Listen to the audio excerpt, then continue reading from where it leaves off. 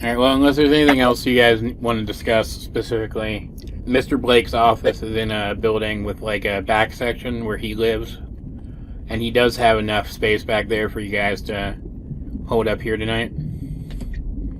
Plan and plot. And if you want, like, the prince at this point is pretty insistent though that he wants. He's basically like, hey, if he says the wrong thing, it's game on. Basically, is what he's basically saying, isn't it? Basically, but he's also saying that unless it's the only option left. Yeah. And so he's kind of against discussing it any further because he doesn't want that to be on everyone's mind going in, if that makes sense. Mm-hmm. He's hoping for the best, so he's like, if the more we talk about, basically, oh, hey, when this goes to shit, why don't we stop doing that? Like, That's Bryn is going to cast Gust Barrier around herself to see if that blows her hair the way that that Felky's hair is moving. Lloyd's just gonna look at her and go like, what are you doing? I mean, it moves a little more violently, but not a bad approximation. In the last 6 seconds.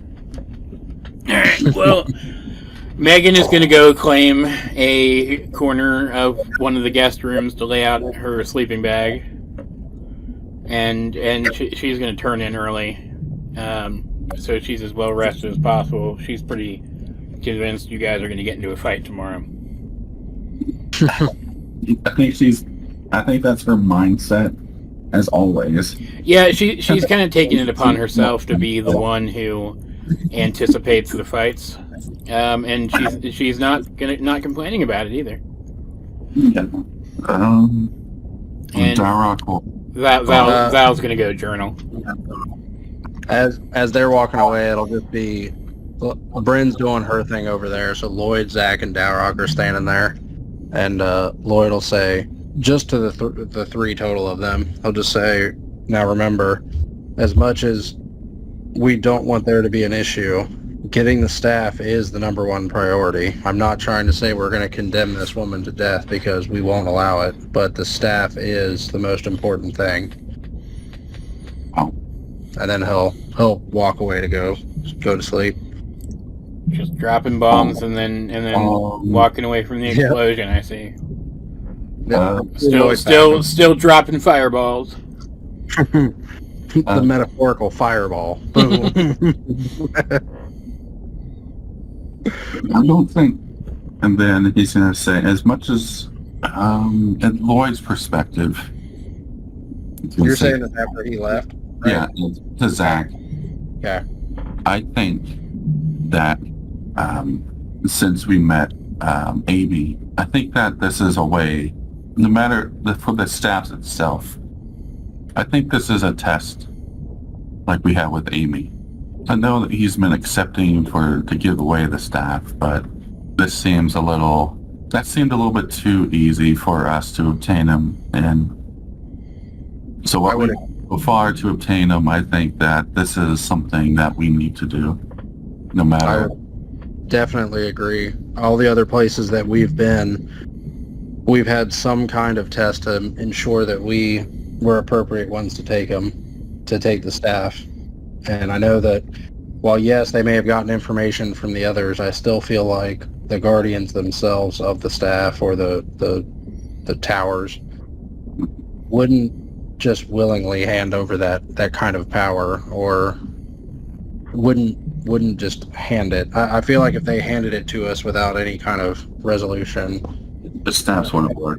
It wouldn't operate correctly. Now, granted, I know we don't utilize the staffs, and plus at this point, thankfully this hearing is tomorrow, so we won't spend much longer here because, again, as always, we found a way down here, which means that someone else in Blackheart's and his party might be able to find their way down here. Yeah. It does. It also does seem a little odd, does it not? And he kind of gets a more serious look on his face, and he looks at Dowroc and he says, Blackheart does seem to always show up not long after we arrive somewhere. It's almost like he may have an idea of which tower that we're going to next. I mean, now I know it's down to a 50-50 shot, but they did show up at the Depths Tower as we were down below obtaining the staff, and then Gavril showed up at the Sky Tower again while we happened to be there. I don't know if it's just weird luck that they always show up at the tower that we're at, or if there's something more sinister going on. You guys are giving me too much credit right now. Just writing down notes. Well, I'm going to add that into the story now that got brought up. Just scratch those things off the list. Now they're not going to show up at all. Damn it. And yeah, he'll continue, and I'll just say, while I don't distrust anyone in our party, of course, you could tell he's specifically talking about Val, because nobody else, she's the only newer member of the party. And he says, you know, I know that she had a previous connection with Blackheart, and while I don't think that she's doing anything, or maybe on purpose, or I don't know. I mean, for all I know, maybe Blackheart has another way of tracking her, or, I mean, I won't bring that up to her, obviously, because like I said, I believe that she would not be doing it if it is her, something on purpose. But hopefully we can make it out of here tomorrow, hopefully without any bloodshed, and without anybody from Gavril or Blackheart's team ruining the party. So hopefully we'll get through it without any trouble. Well, Dowroc will think on that. What that first part? Going up, yeah. Yeah. He'll look at the Val, and then kind of, I'll see what I can do. He'll look at it. He'll look at Dowroc a little bit, not quite sure what he means, but he'll just won't ask the question. And then he'll go to Kai. He'll step away and go to Kai. Yeah, Zack will end up going to bed wherever. Is Kai alone? He'd probably wait to see if he'd be able to talk to him alone. He will kind of wander out after Selfie goes off to bed too. It looks like maybe he was planning to sit and maybe have a drink with Mr. Blake, but like he's there, yeah. He says, I've recently had my own, I didn't know if you were told, but I have a situation where I'm on the surface, to where I recently was able to see what kind of father, what kind of king my father is. He's a very stoic person. He's makes judgments, moves according to his people, to our people. Never really showed me the kind of love a father should, but his actions that now I'm looking back on them were his own way of love. They keep me separate from my brothers and my mother, who wasn't actually my mother. It's complicated, but they weren't very nice to me. So I guess he interfered by allowing me time to myself, showing that kind of love to keep them away, giving me, and I think that looking back now, they even assigned me a guardian to make sure that no, they wouldn't come near. And I'm very grateful for that. And I know that even though your father isn't speaking up for you, I don't think he would let you die. So I can only hope. Your mother and your father, it seems, both love you very much. And him not wanting, he is in a very perilous situation, and he may think that it's right. What's happening right now is that he doesn't want to, pardon the pun, rock the boat. Haha. Sorry. But to be a good king is to be loved by all his people, not just one class. He says, you have a very worthwhile perspective. My father was always very dispassionate as well. Even though I don't have any siblings, I think he always worried that if he grew too openly close to me, he might have eventually started to favor me over the good of the people, and I think that's something he didn't want. But he has showed me how much he cares for me in many ways over the years, allowing me freedom to shape myself into the kind of person I wanted to be, because he does believe that once his time is done and I take the throne, should that actually come to pass now, that discovering who I am for myself will make me a better ruler in his place. And I just wish that he understood that that belief should carry over to this situation. In fact, I think perhaps I'll say as much to him tomorrow. I actually thank you, because bringing this up, I didn't think I had anything else to say to appeal to my father, and now I just might. No, I'm glad that we were here to, as outsiders, to give you another perspective, and hopefully when this is all over, your kind can come and see our kind sometimes and see what a world without servitude actually looks like. So that would be nice. And hopefully the people don't enslave everybody. So, I don't know. He does plan to sit with Mr. Blake. Kind of an end of day ritual that they've started since they've been since all this has been going on, where they just kind of sit and instead of talking shop, they just kind of unwind. They've got like a pretty good brandy, and he asks if you want to sit with them. Sure. We'll sit out. Dowroc will get his wineskin out, share his wineskin of elven wine. Cool. I'm sure it's not something that they're used to. Yeah. They appreciate it. It is pretty different, and they won't really talk about much, but the gist of the conversation is you can tell they've kind of grown into pretty good friends. Seem pleasant. Seem like pleasant people. Mr. Blake, instead of you offering yourself, like when you're offering yourself to be tied to her fate, no offense to Kai here, why wasn't the subject of him offering his life brought up before? I think that would have made a bigger impact on the king and queen. I think it was only because I spoke up first when it really seemed like there wasn't going to be another option, just to get the king to hear the matter again. They came to me, asked me to try to reopen the matter with the king, and offering myself was the only way to get the king to listen to me in the first place.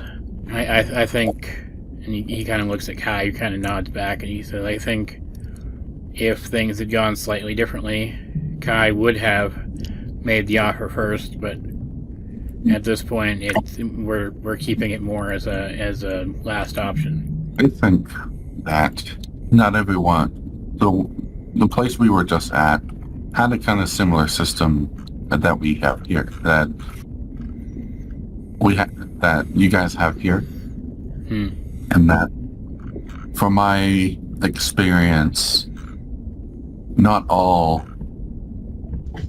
people are thinking the same as others. So there are still voices that just need the courage to come forward, I think. I don't think I think you're not as alone as you think you are. They seem hopeful, but Yeah.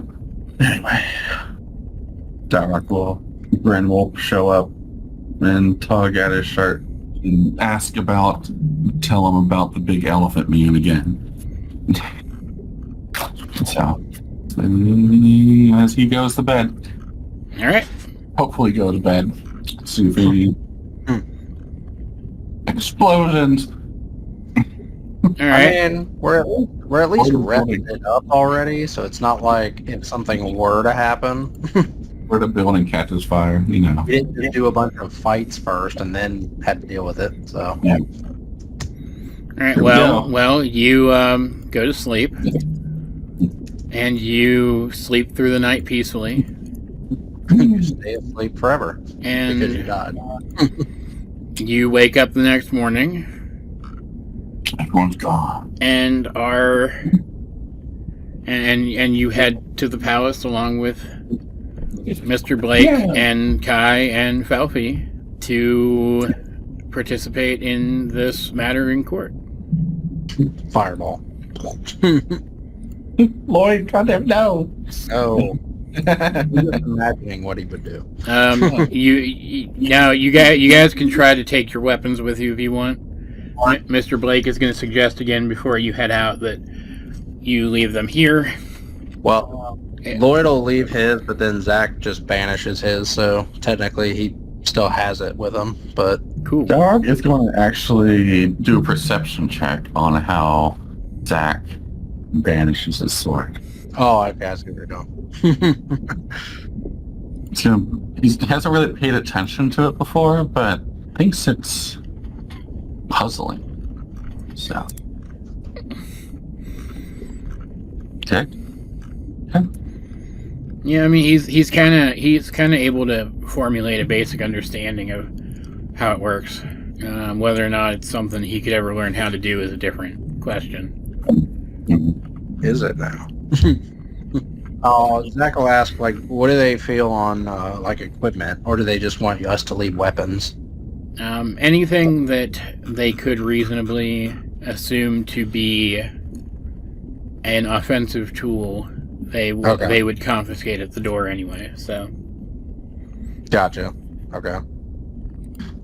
Give me 1 sec. I'll be right back. You can keep going, but I'll be right back. What about emotional support constructs? he doesn't know. Okay, well, we'll see when we get them. We'll burn that bridge when we get to it. Then, well, Dowroc has a middle arm, so I don't think they know it's a weapon, but... Megan's gonna Actually, leave her swords, but she's gonna take her shield. in the middle of the night, Dowroc is... I don't know... Dowroc is going to move... Is it like an open room? Or are there separate rooms? I imagine you guys would probably have to kind of bunk together. Okay. So like maybe guys in one room, girls in the other one. Yeah. And then the prince and Felthy are using Mr. Blake's room, and he's like sleeping on the couch. Okay. He would move up about 30 feet away from Val. Mm-hmm. And he would like to perform detect magic, but specifically to see if he can find any, like, divination magic. Like something that's not her, that's different. That's something that's not, like something that would be used as some sort of scrying tool, or some sort of way for her to be accosted by outside forces, like some sort of magic that's maybe implanted in her, because he thinks that Blackheart wouldn't be somebody that would just let someone go. Trying to see if like anything that she has would be giving that off. Like he mainly doesn't want to. He wants to confirm it. He just doesn't want to like go. He doesn't want to make a big deal of it yet. I think he would probably detect a little bit of divination magic coming off of her gear. Like she has some basic divination spells. Okay, I'm back. But he wouldn't really detect anything else. Are you detecting? Val, I'm saying if she had any kind of items on her that give off a weird sense. Oh, like a tracker or something. or some sort of, yeah. Some Remember innate back in the thing, there was trackers, but then, if I remember right, but they were removed from them. But like I said, I just didn't know if there was more information. Yeah. I mean, he can always scry on her, and we wouldn't know. We'd have to like catch them in the act of doing it. Yeah. So that's what Dowroc will do before getting the long rest. Just the catch detect magic. Makes sense. That's a good time to do it. But you guys do wake the next morning. Everything seems peaceful. You pile into another one of those like taxi carriages and get shuttled back to the castle, where a pair of guards are standing outside in kind of the courtyard. You know, Dowroc will be like, Zack, do you have any kind of inspiring words for us before we head into this? Good question. Actually, I'll be. Why do you expect potentially something bad to happen? I'll be right back. Actually, hold on. Dowroc gives Zack that look like, come on now. You and us both know. Yeah, I know.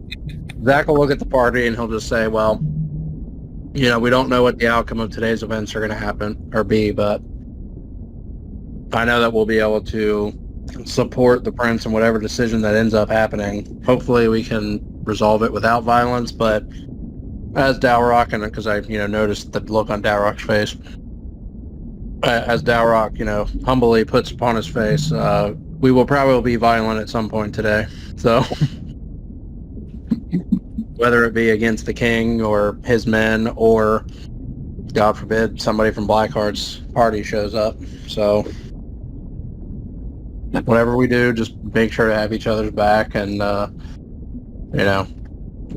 we cannot, I don't know about anybody else, but I would not be able to live peacefully enough knowing that they're going to end up executioning that girl.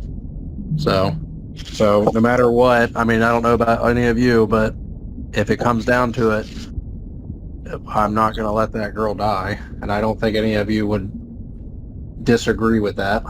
And it's 18, just as a refresher, because we leveled, so it's 18 10 hit points now. 18. I think it's 18. I don't know. Is it any creature? It's anybody that can understand them.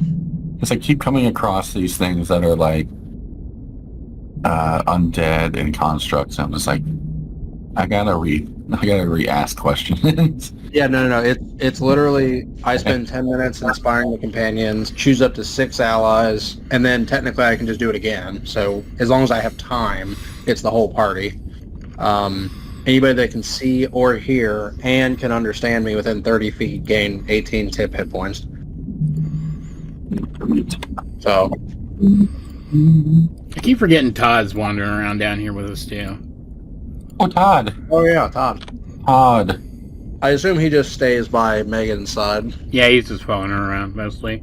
And when he's not, he's kind of hanging out with Brent. Yeah, just she has pork rinds. And you said up to 6 people for that, right?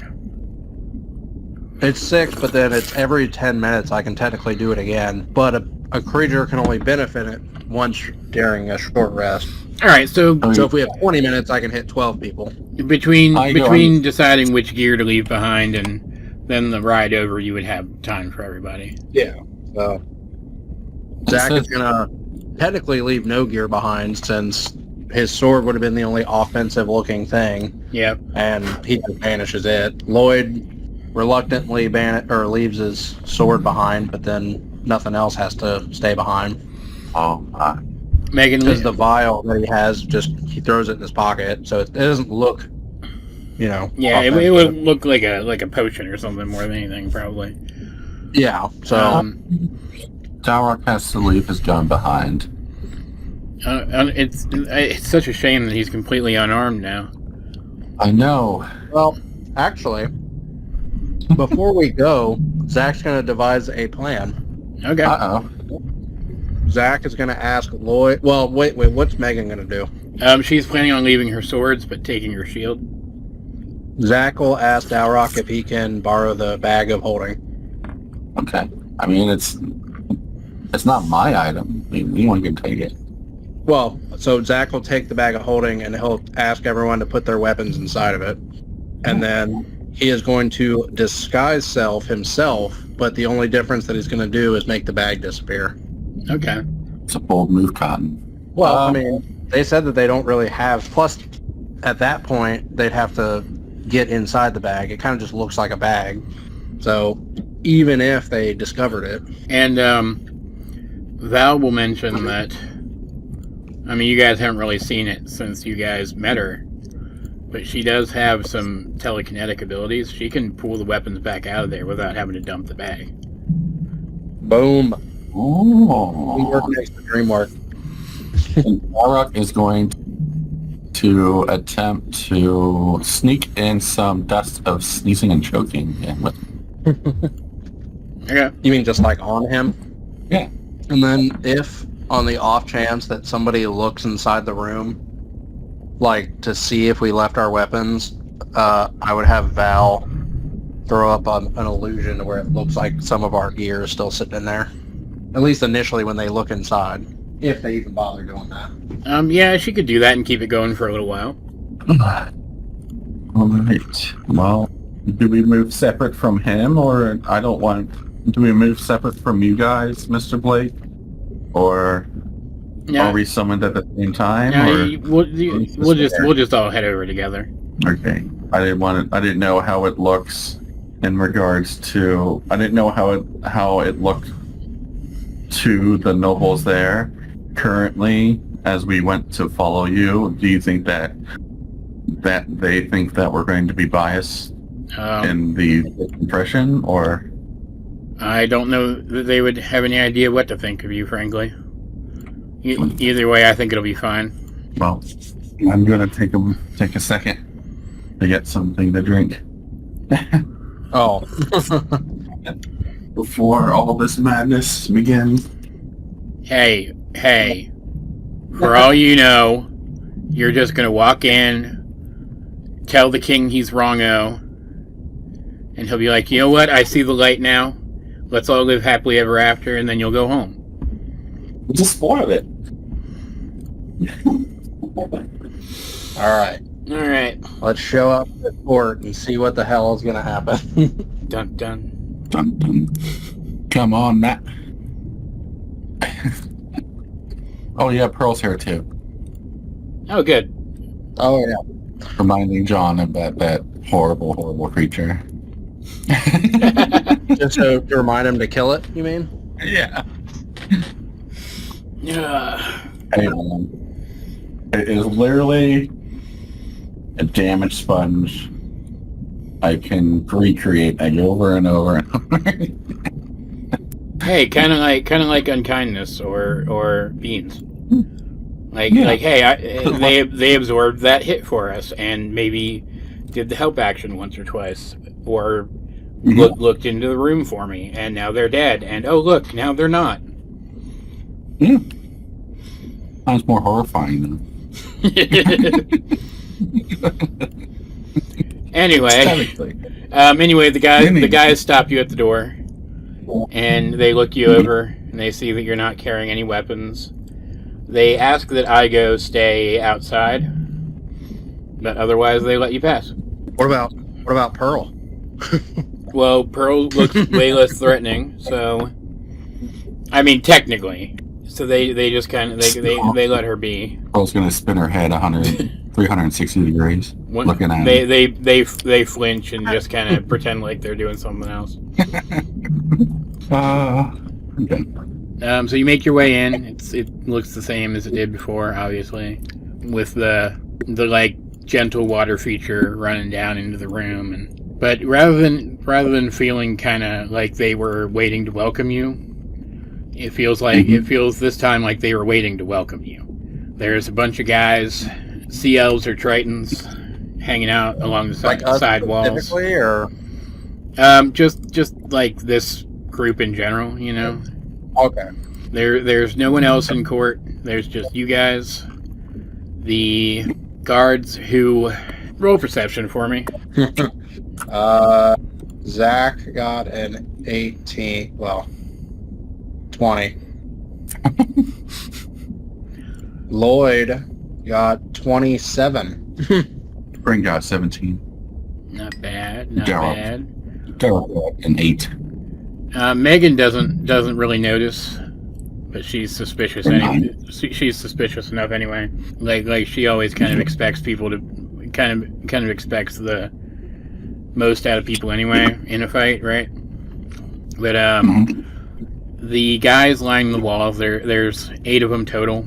They're armored up pretty well. They're carrying big weapons, and they look like any one of them could give any one of you a pretty decent challenge.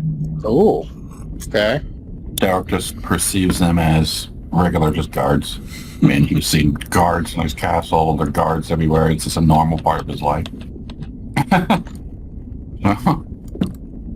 mean, he's just like, okay, yep, they're there.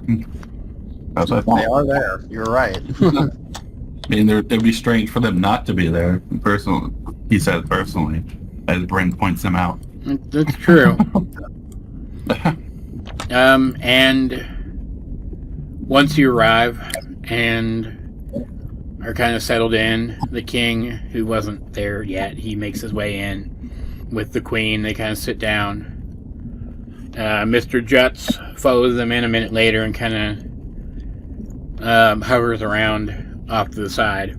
And the king he sits up there and he speaks almost analytically about how there is nothing wrong with the way things work right now. No one lives a bad life.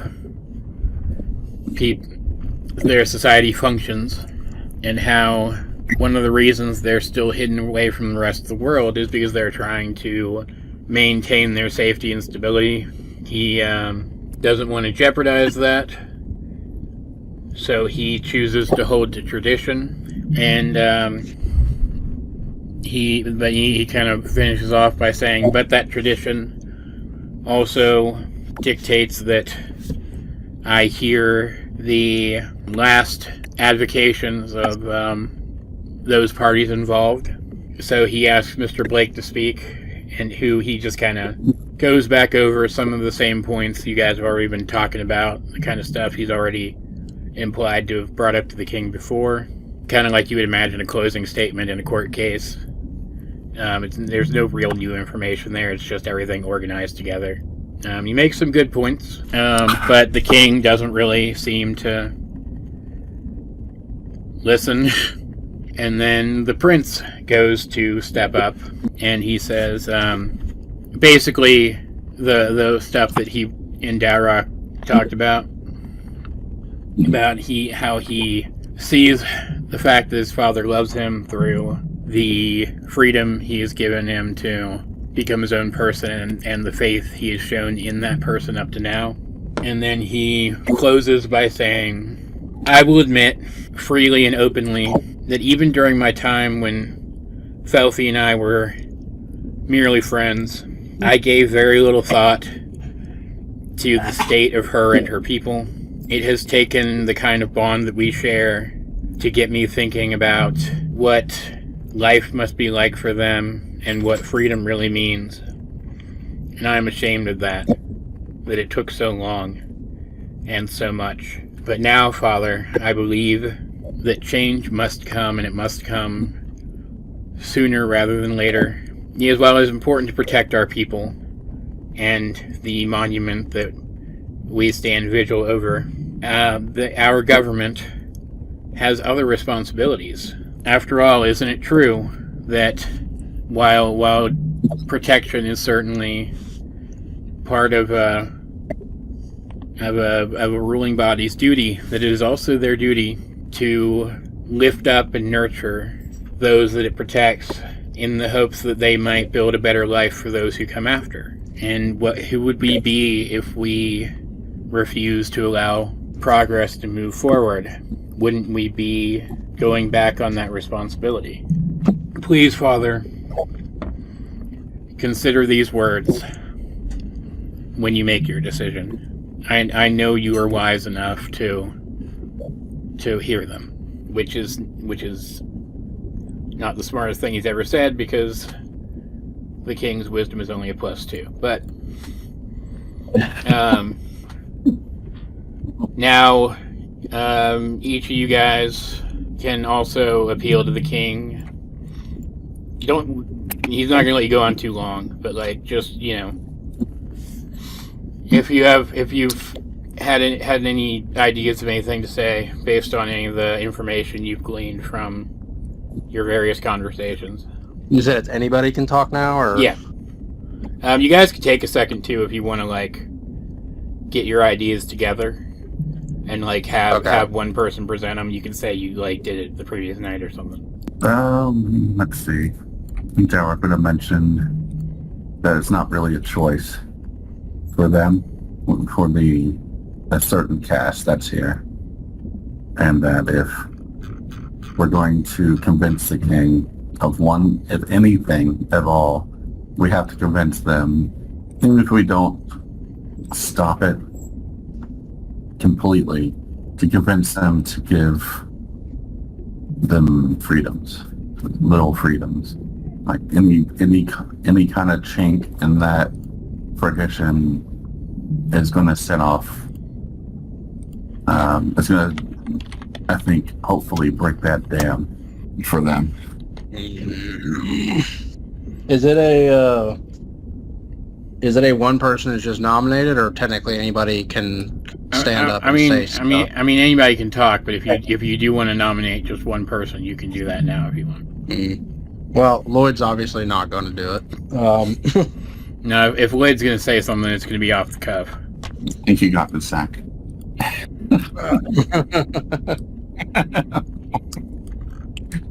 All right, so. Oh, they thinking. I mean, he's gonna trust a crusty old guy like me. But you're the prince of a Dwarven kingdom. I'm just a lowly old pirate who is from a small town. You got the, all right. What? I said you got the charisma. I mean, I do have. If we do a check, yes, technically I have the charisma for it. I mean, you may need to do a check. You don't know. All right, so I guess Zack will stand up, and he'll say, "Your Highness, today we stand at the crossroads of tradition and progress. With any change, there's often met with resistance rooted in fear of unknown and change of what's familiar. Speaking with members of your kingdom, there are individuals that see it as tradition is a very important thing to not change, as it is what formed the bedrock of your kingdom. But there are others that see differently, that know that from the past, as previous kings prior to you, have made changes for the better.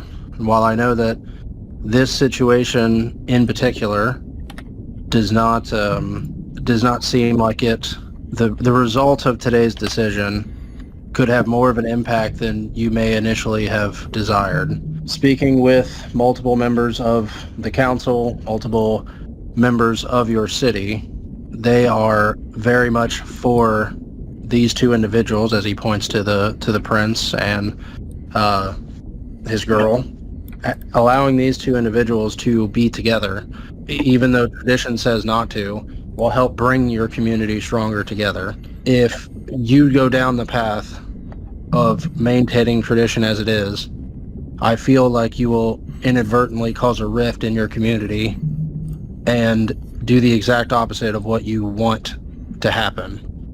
I feel the things that people have said about you show that you are a good and noble king and wants to do what's best for their people. And I think moving in the direction of allowing these two individuals to be together and not condemning one to death is the right way. And I know that we are simply outsiders that just came in, that you don't really know us, but as you have heard from the Guardian about when we first arrived, that we are on a mission to help change the world for the better and to prevent bad things from happening from individuals. I think, in a way, this is an opportunity for us to try to help you make the decision that will result in the best possible outcome for your people, because I know that that's what you really want. I know breaking tradition might be hard, but I think for change, this is a change for the better. And I guess I'll do a request a check to see just how he's responding to what I'm saying. All right. Like if he just looks kind of like I don't care, or roll persuasion for me. Persuasion. 14. 16 total persuasion. He's definitely listening. He doesn't look convinced. What?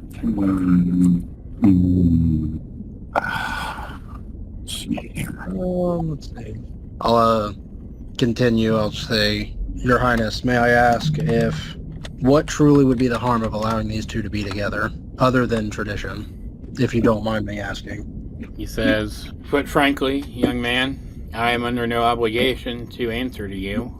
And while I appreciate your words today, and while they have an air of truth to them, as the protector of this realm, it is my duty to look beyond what the people want and do what I believe is best for them regardless. And the fact of the matter is, I still believe that this union would be a mistake. Lloyd will stand up and he will say, well, actually, no, he won't stand up. He'll just talk, though. He'll just say, whatever decision you make is not going to be the outcome that you think is going to happen. But not saying it in a threatening way, but almost in a way that he's saying that the people are not going to allow the decision to be made if you choose the wrong one. And the king looks right at him and says, perhaps that's true, but I can only answer this situation as the person that I am. And he says, I'm ready to render my verdict. The execution will proceed as previously ruled, at which point the prince will attempt to step in and offer himself in the place of the other two. But before he can even get the words out, the king is going to motion for two of the guards to step forward and try to start to restrain the prince. Then he motions for a third, who draws his blade and begins to approach the girl. Zack will look at the king and he'll say, are you intending to execute her now? I thought there was a waiting period. This matter is too important to hold to such archaic things. Oh, those are the wrong words. I'd like to do a look around and see how many individuals are in the room. There are... Oh, all right. Individuals of his command, like warriors and stuff. Yeah, there are still... There's the two who are moving to restrain the prince. There's the one that's going for the girl. And then there's 5 others that are still standing at attention. Bryn feels like something's wrong. I mean, Someone's gonna stab a girl. Well, she feels like there's something wrong here. She wants to see. Let's see here.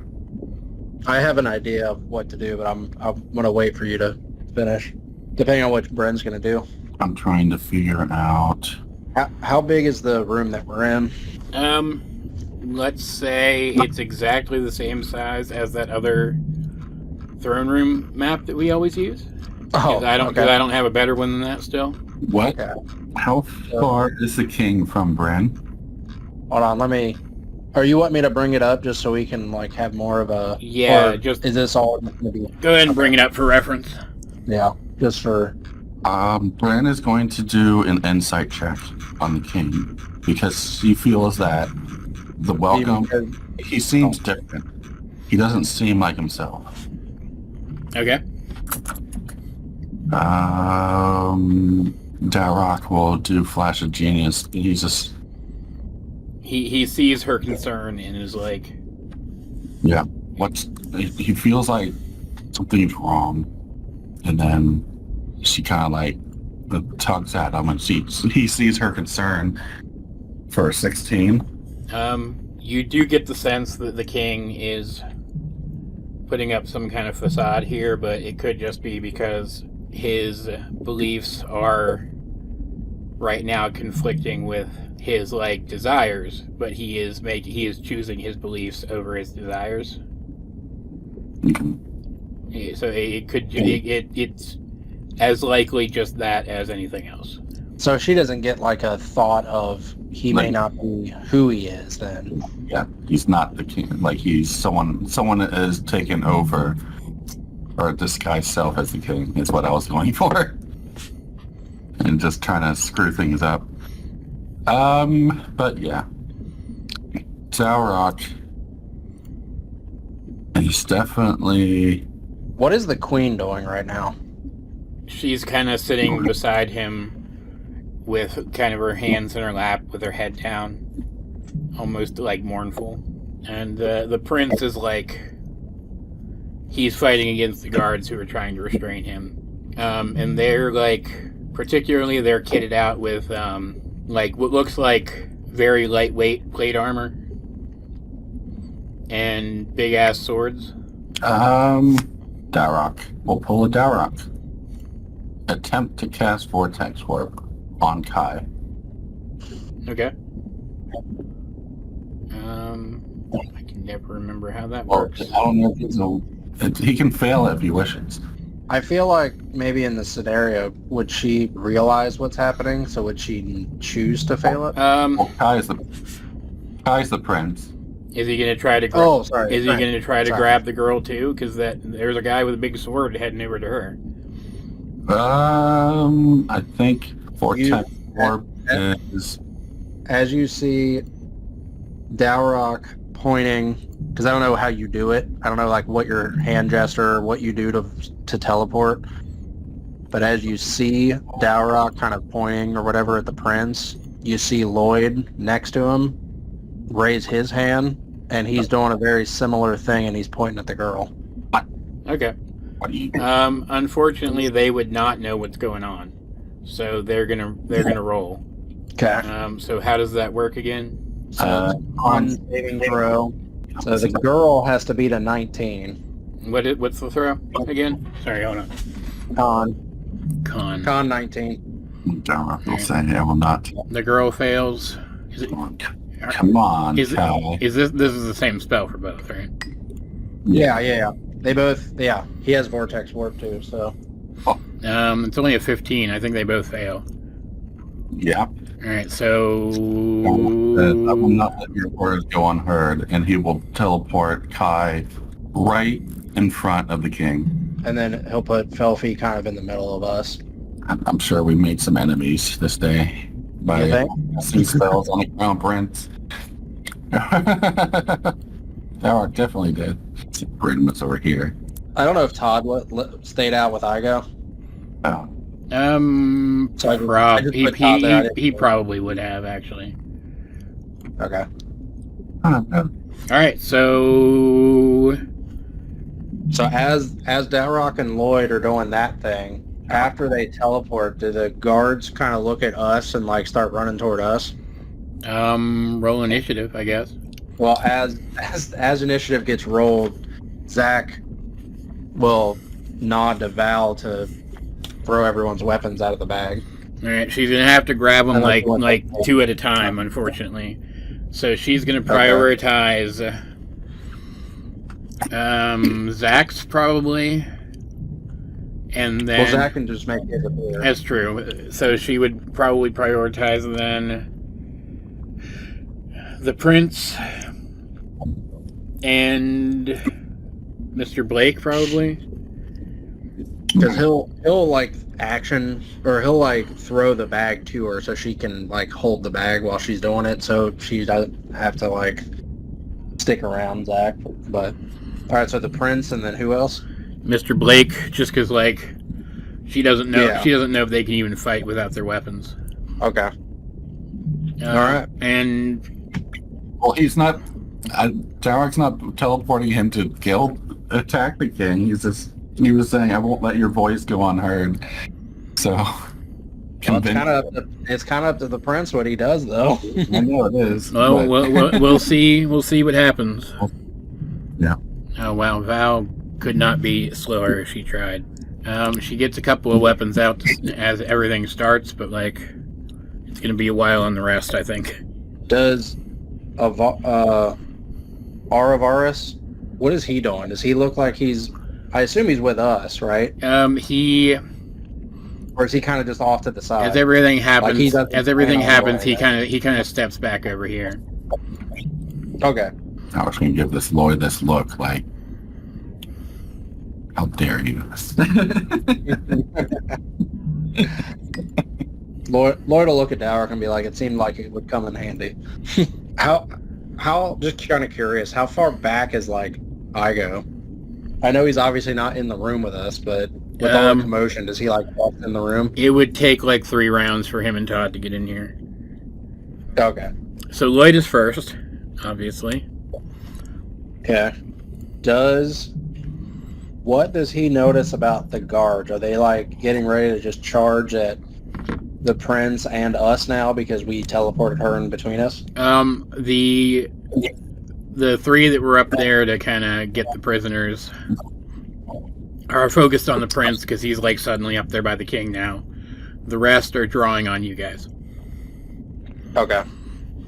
Let's do. Lloyd is going to... What does he notice? How are the king and queen? They're just probably shocked at the moment. Well, like the queen seems surprised. The king also seems surprised, but he at least seems like he's going to be able to take action. Okay. Like he he's will kind of like have- poising himself, you know. Lloyd will cast... Where's the miniature? Let's see, do I want to do this one or this one?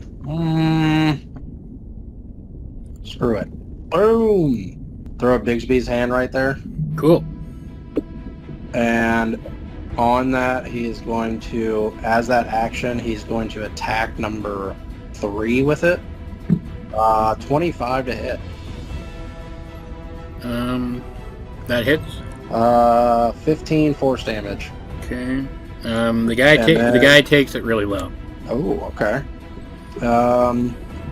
And then he will use a bonus action and use his... he will use a bonus action and convert sorcery points to regain his 5th level spell slot. And that'll be Lloyd's turn. The queen just kind of remains looking surprised. Meanwhile, Felfie kind of seems like she wants to try to get up there and say something, but you guys are boxing her in.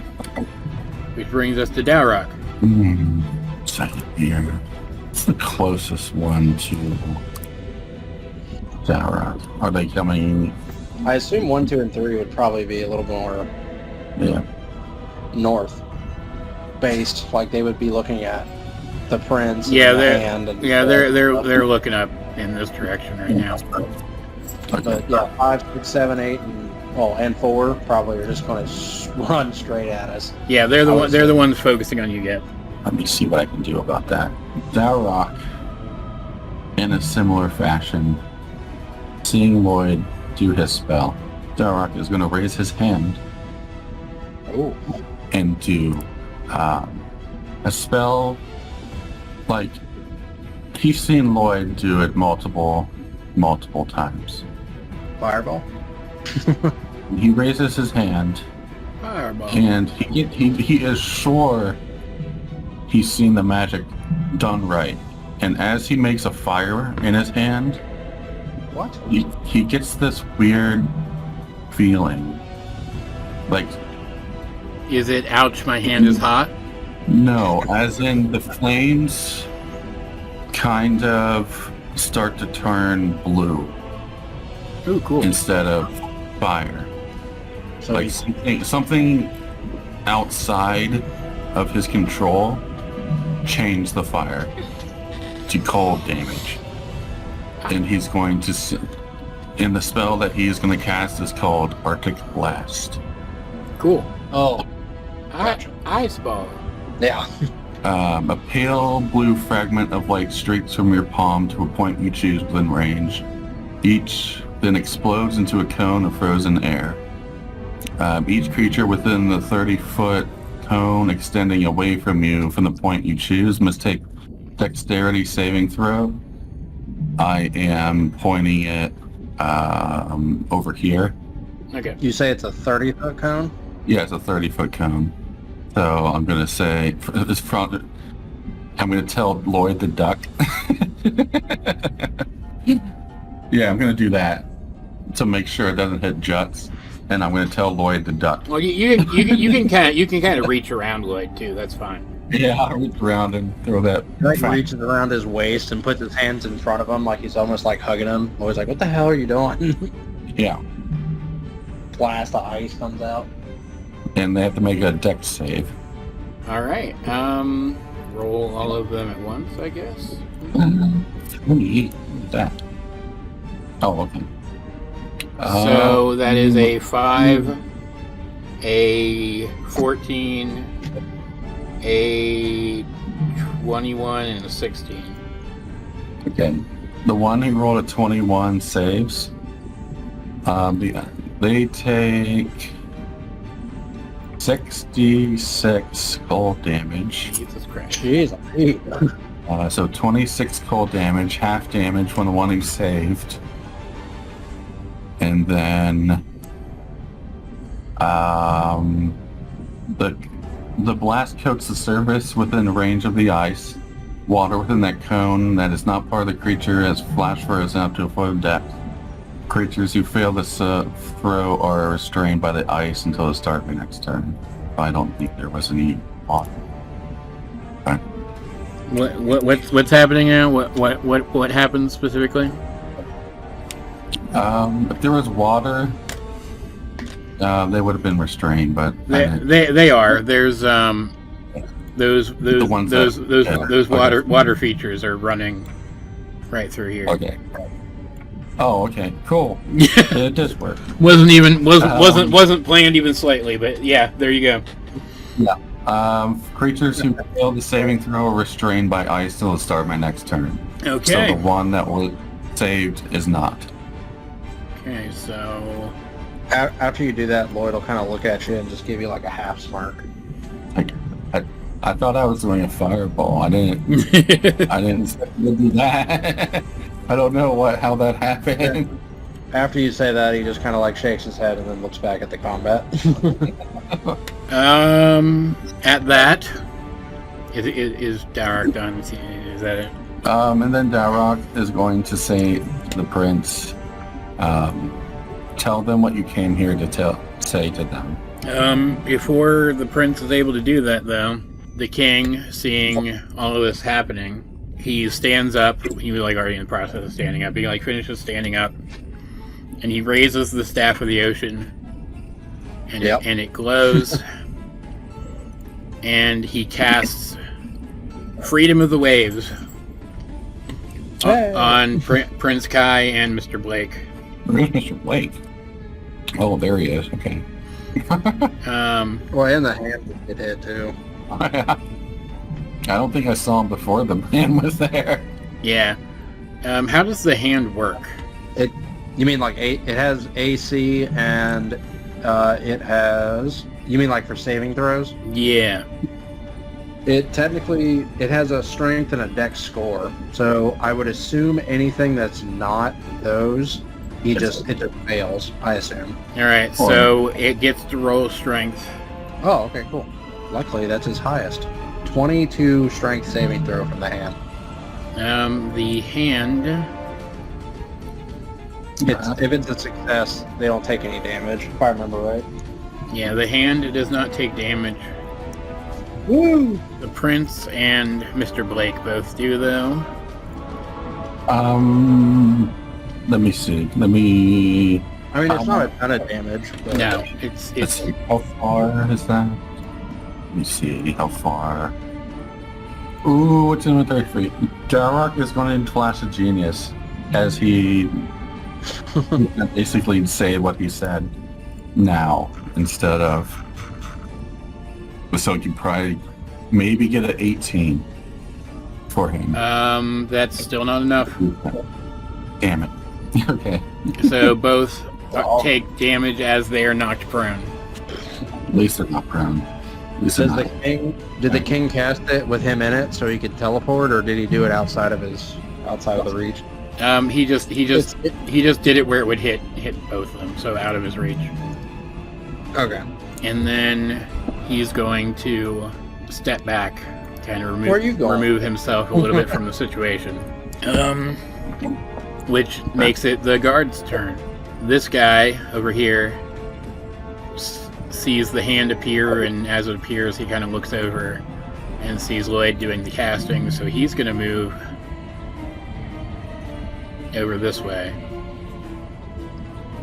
and try to attack past the rest of you guys to hit Lloyd and break his concentration. I will say, oh no, Dowroc already used his reaction. Yeah. I was gonna say we could have both Sentinel hit him. Okay.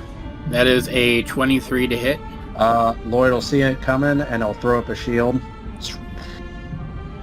Alright. So go to 24. Alright, is anybody gonna Sentinel anything, or no? No. I'm gonna choose not to Sentinel anything. Alright, the guy swings again. That's a miss. Yeah. Also not Sentinel. That is a 28 to hit. That one hits. It's the same guy. Yep. Is that 3 attacks from that guy? Yep. That's... Alright. So that is 19 damage. Okay. And then... So half, so 9. Ooh! Oh no, it has to be 10 minimum. Mm-hmm. No! At this point, number 1 is gonna move up here next to the prince. And what do you do? Roll it. 2. No, what do you do? Is the prince looking threatening? What's his demeanor? I think he would try to grapple the prince and hold him. Okay. Let's see. Right now, he has succeeded in grappling the prince. Piece of... At which point, number 3 is going to move over here and kind of raise his sword to Mr. Blake to try to keep him from taking any action. Number 4 is going to run over here and It's a bad idea. be really goddamn stupid and attack Megan. Oh, wait a minute. What do you got? Well, hold on. Let me check something. You're within 10 feet. You could have done that. That's what I'm making sure. I'm making sure aura protection's in 10 feet. So the hand is still alive. Okay. Now remember riposte damage too, Jeremy. Huh? Remember riposte damage now, dude. Well They then didn't attack. They didn't attack.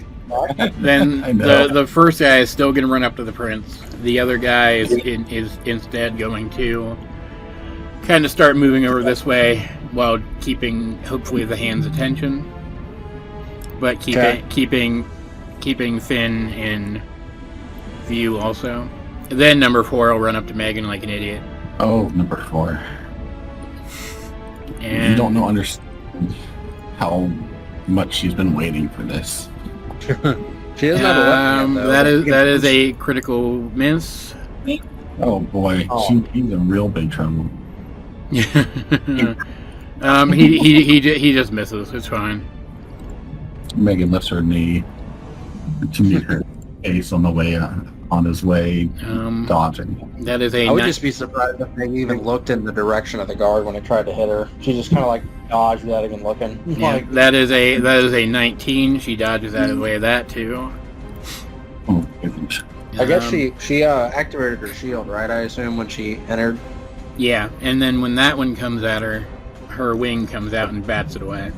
Brings us to number 7, who is also going to try to break Lloyd's concentration.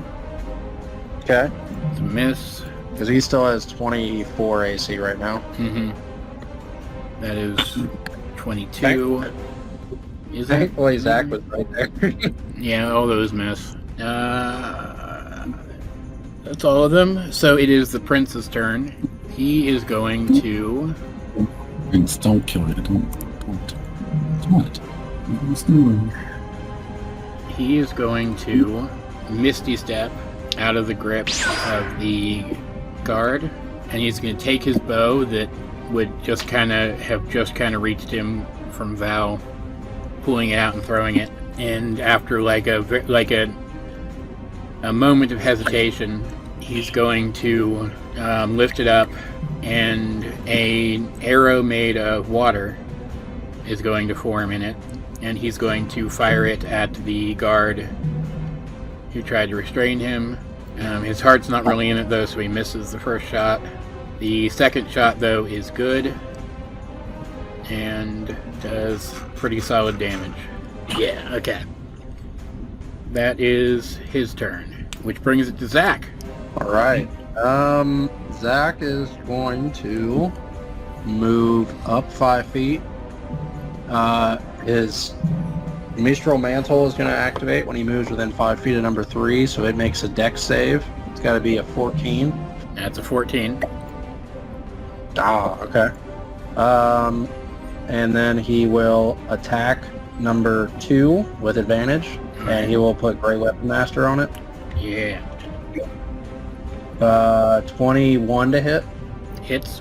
It's a 13 plus, so 17, so 27 damage to number 2. Oh no, 27 slashing. Hold on, and then 1 force. And then he will attack again. Number 2, same thing. Advantage, Great Weapon Master. 22 to hit. Still does 11. Okay, so still 12. So 12, 22. So 22 slashing damage and 4 force damage. And then he will then move here, which he doesn't proc an opportunity because he has the mobile feat since he attacked 2. Nice. And then he's gonna move right back, and so Mistral Mantle activates for just number 2. So Dex 14 saving throw. That is a 15. Okay. And then he'll just stay there, and then that'll that'll end his turn. He's not gonna do anything else. All right, it is Mr. Blake's turn. He snatches the rapier that Val was tossing to him out of the air as he stands back up, and he's going to move up here and engage with number 1 to try to keep him from getting to the prince. So he's going to... yeah, let's do that. Cool. He attacks with precision, aiming for a gap in the guard's armor that's kind of opened up by the way he's moving. He hits, doing 26 damage. 26 damage? Mm-hmm. And that's his turn, which brings it to Bryn. Miranda is going to fire lightning at number 7, and she's going to apply sharpshooter. Okay. She should have advantage because, or is it sneak attack damage? I forget. Let me see your rogue. She could like sneak over and try to stab him in the back or something. No, shoot him in the back, I guess. She's not elven act. No, that's only with advantage. I mean, she has steady aim though, doesn't she? If she wanted to gain advantage. That's true. No. Does she? She should. It's a third level. Yeah, it's a third level rogue feature. It's a bonus action. You give yourself advantage on the next attack roll, and then you can't move during that turn though, and then your speed's 0 until the end of your current turn. So, like setting the game. Yeah, you can just do it. You can just do that if you want. Even if you don't see it on there, just do it. Which elven accuracy, and then sneak attack all roll into that. So now it's only for one attack though. I don't know if she has double attack or not. No, she has 1 attack. Okay, so it's perfect then. All right, attack with advantage then. Let's go. Super advantage. That is not. She's gonna try to roll again. Is it the same roll? No, it's a 5 plus 7. So the 19 is the higher. All right, that does hit. Okay.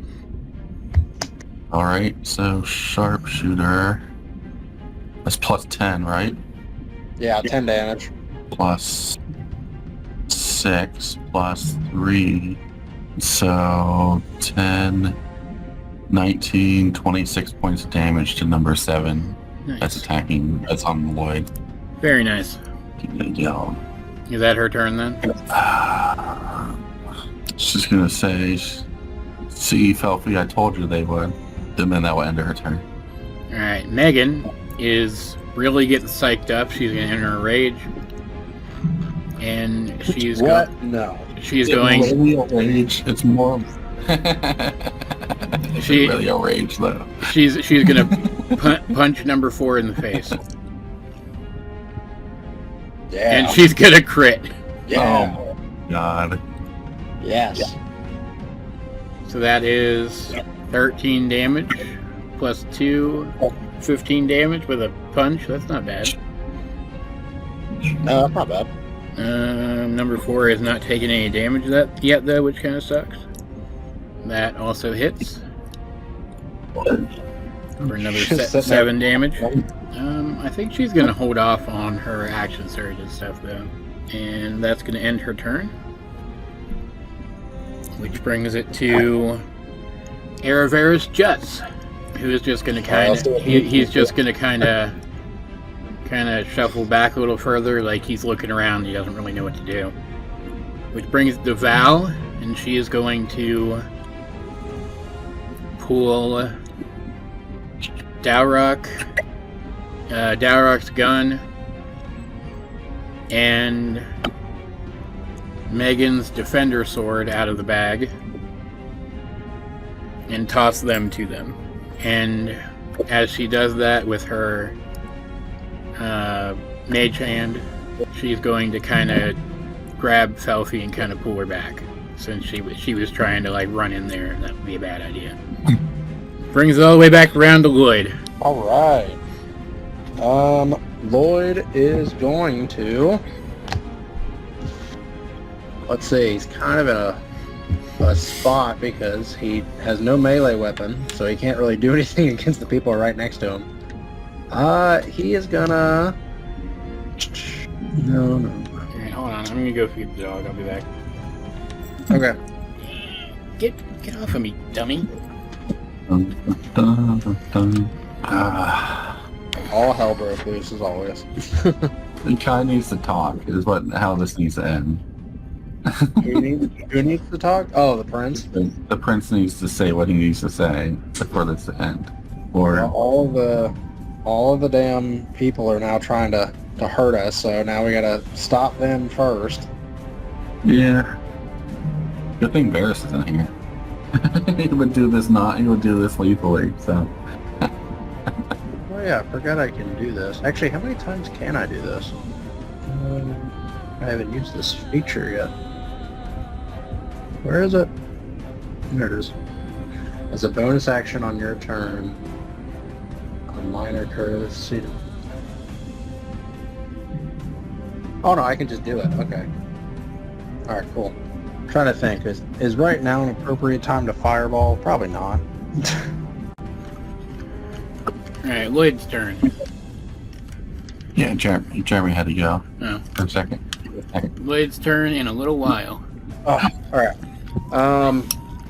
Lloyd is just going to take the dodge action, and he's going to have bonus action, big speed's hand, attack number 1.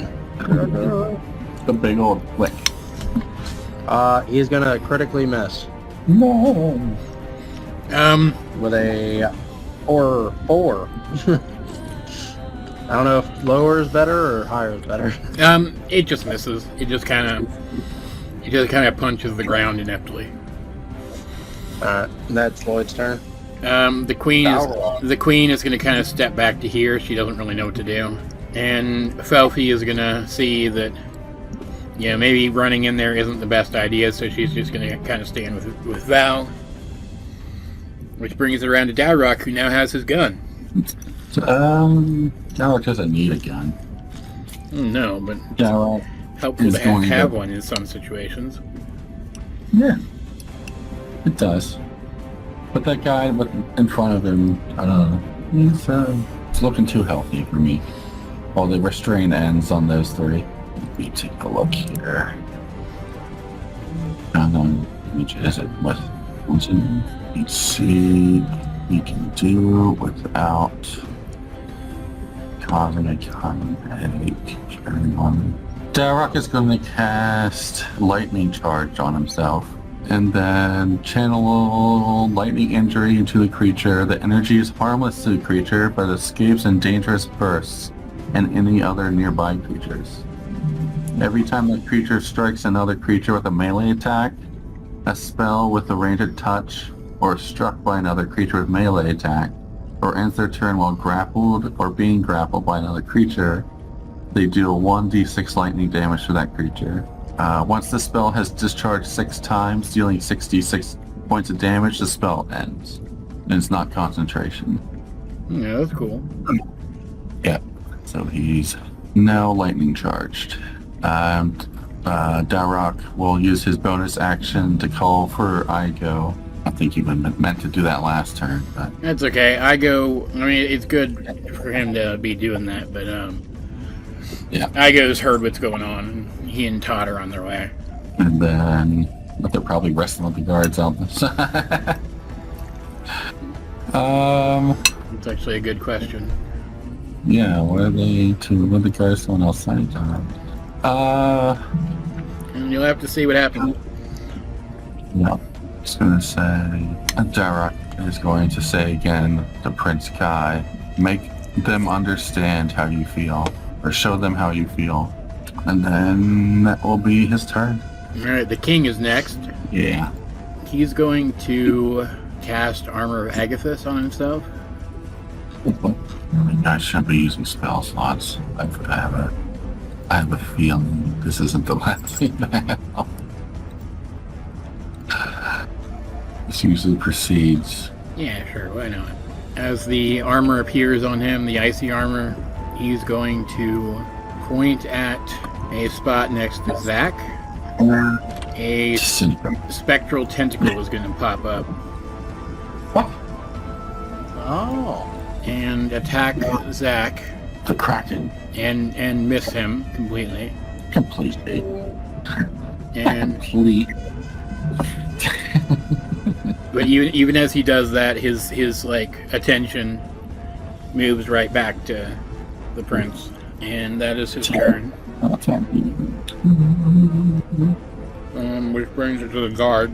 I think number 5 is going to kind of move here and just kind of stand between the king and the prince. Number 6 is gonna go here and try to reach through and hit Dowroc. And this guy is gonna move here and try to stop Val from doing what she's doing. So, number 1 against Blake is going to miss. Crit Ooh, that's not good for Mr. Blake. Shoot. You do see, before you do anything else, that when he's about to be hit, he does maneuver himself so that it doesn't look like he's going to take the brunt of the damage. Is he rope? He is, yes.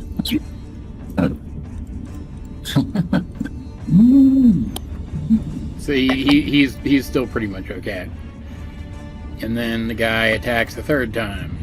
That is a miss.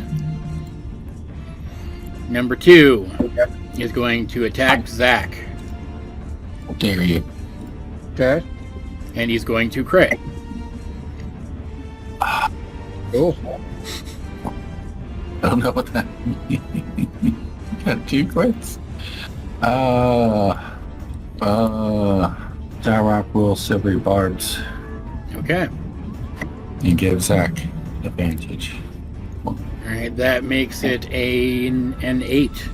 Miss. So he attacks again. And gets a 20. 20... No, that's wrong. Oh no, I'm counting wrong. It's a 24.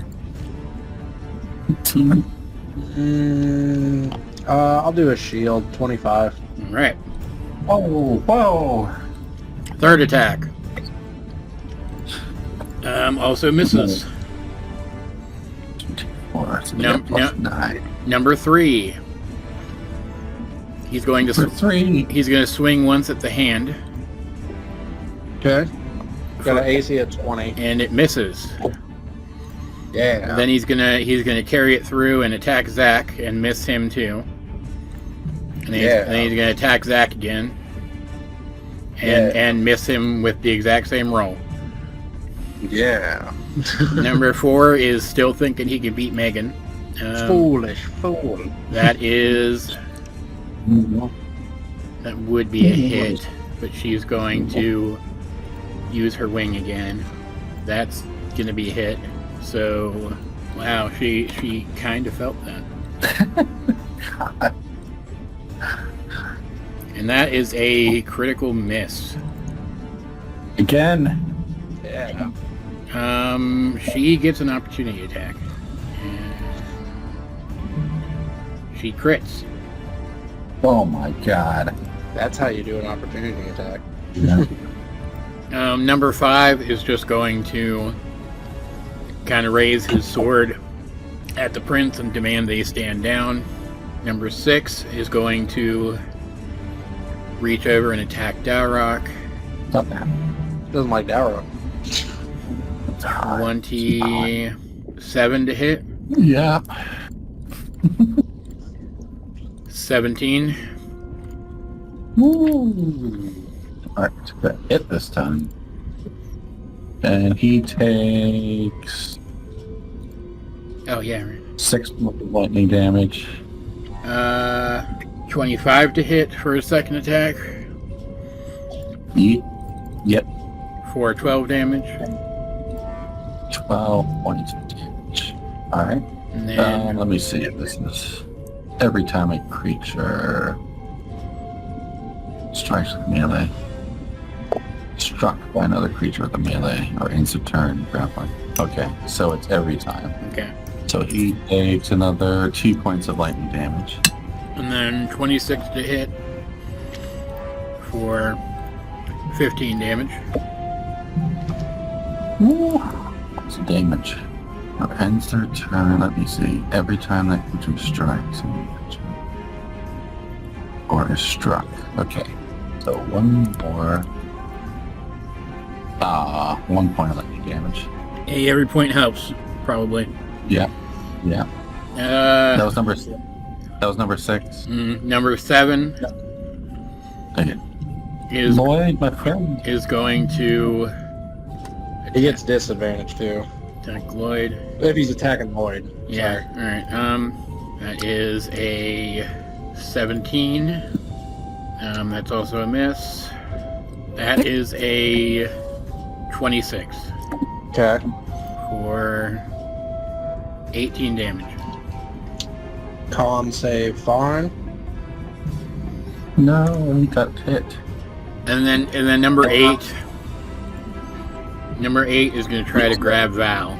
Like a grapple? Mm-hmm. How dare you? He just misses her. She pulls out of his grip, Gren kicks him in the shin.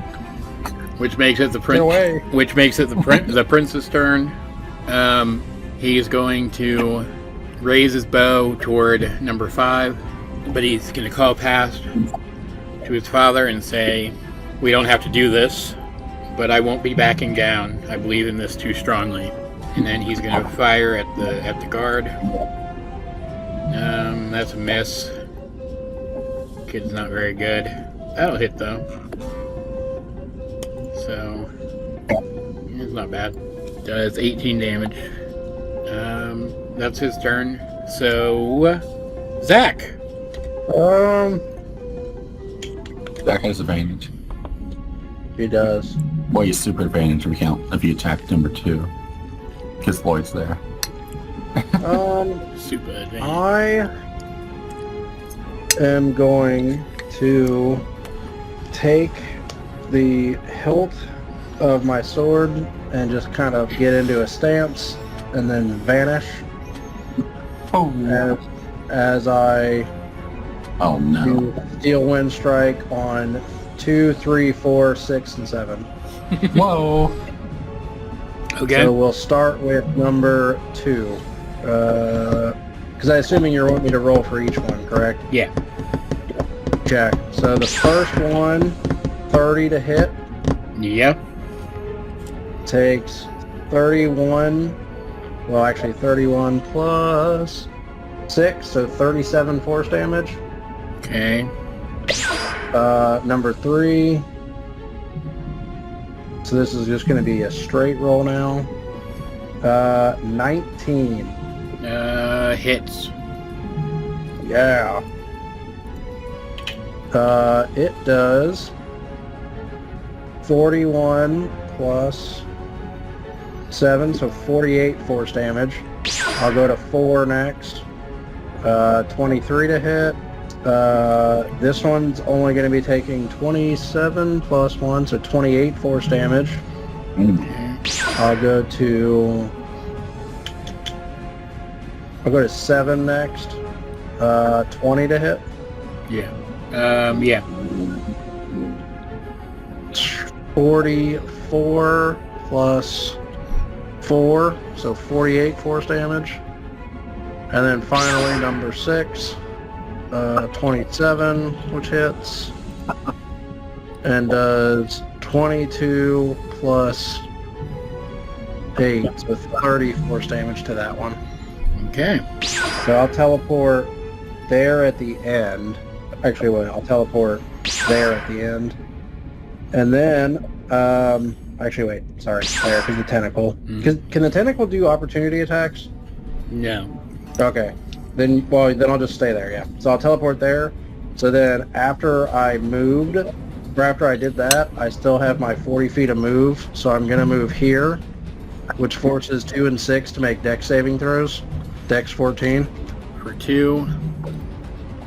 So that's... That is a fail. And for 6, that is not a fail. Okay, so 2 takes 2 cold damage and gets knocked prone. And then I'll do 2 is 10. 2 is looking particularly bad right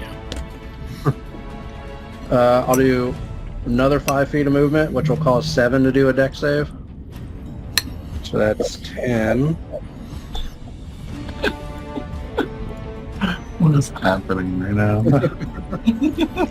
That's a fail. Oh no.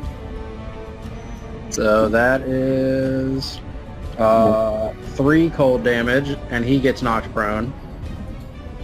So then 15, 20, 25, so 8 does it. Okay. 6 gets an opportunity attack. 6 does not, because of mobile. Oh yeah. Since I made a right. melee attack against it. A melee attack. So I can just run by everybody. That's awesome. That's a fail. Yeah. Oh no. This one takes 5 cold damage and is knocked prone. So that was 5, 10, 15, 20, 25. So I've used 25 movement. Now, if I move from 8, technically it will be an opportunity attack. I will go through this as difficult terrain, and I'll just go right there, and that'll be my end. And well, actually, no, wait. No, yeah, that'll be it. I'll just stay there. Okay. All right, and then on that note, I still technically have a bonus action. Number 8 prone. So number 8's prone.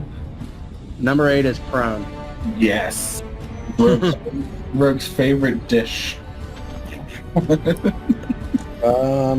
What's she gonna do? Just like double tap him? Yeah, she's got a bonus action stab for a d4 damage instead of a d6. That's I cool. Hits anyway. 15, so 10, 5. Yeah, so 5. So yeah, that'll end Zach's turn. That's probably Okay. enough for now. brings it back to Mr. Blake. He kind of steps this way, and he's gonna stab down at number 1, and he's gonna crit. Oh my god. These poor guards. So that is They're trying to kill us, Nick. 12. I don't know. I don't think they're trying to kill us. Just trying They're trying to stop us. they're trying For to dungeon us. 38 Hopefully they're trying to for 38 damage.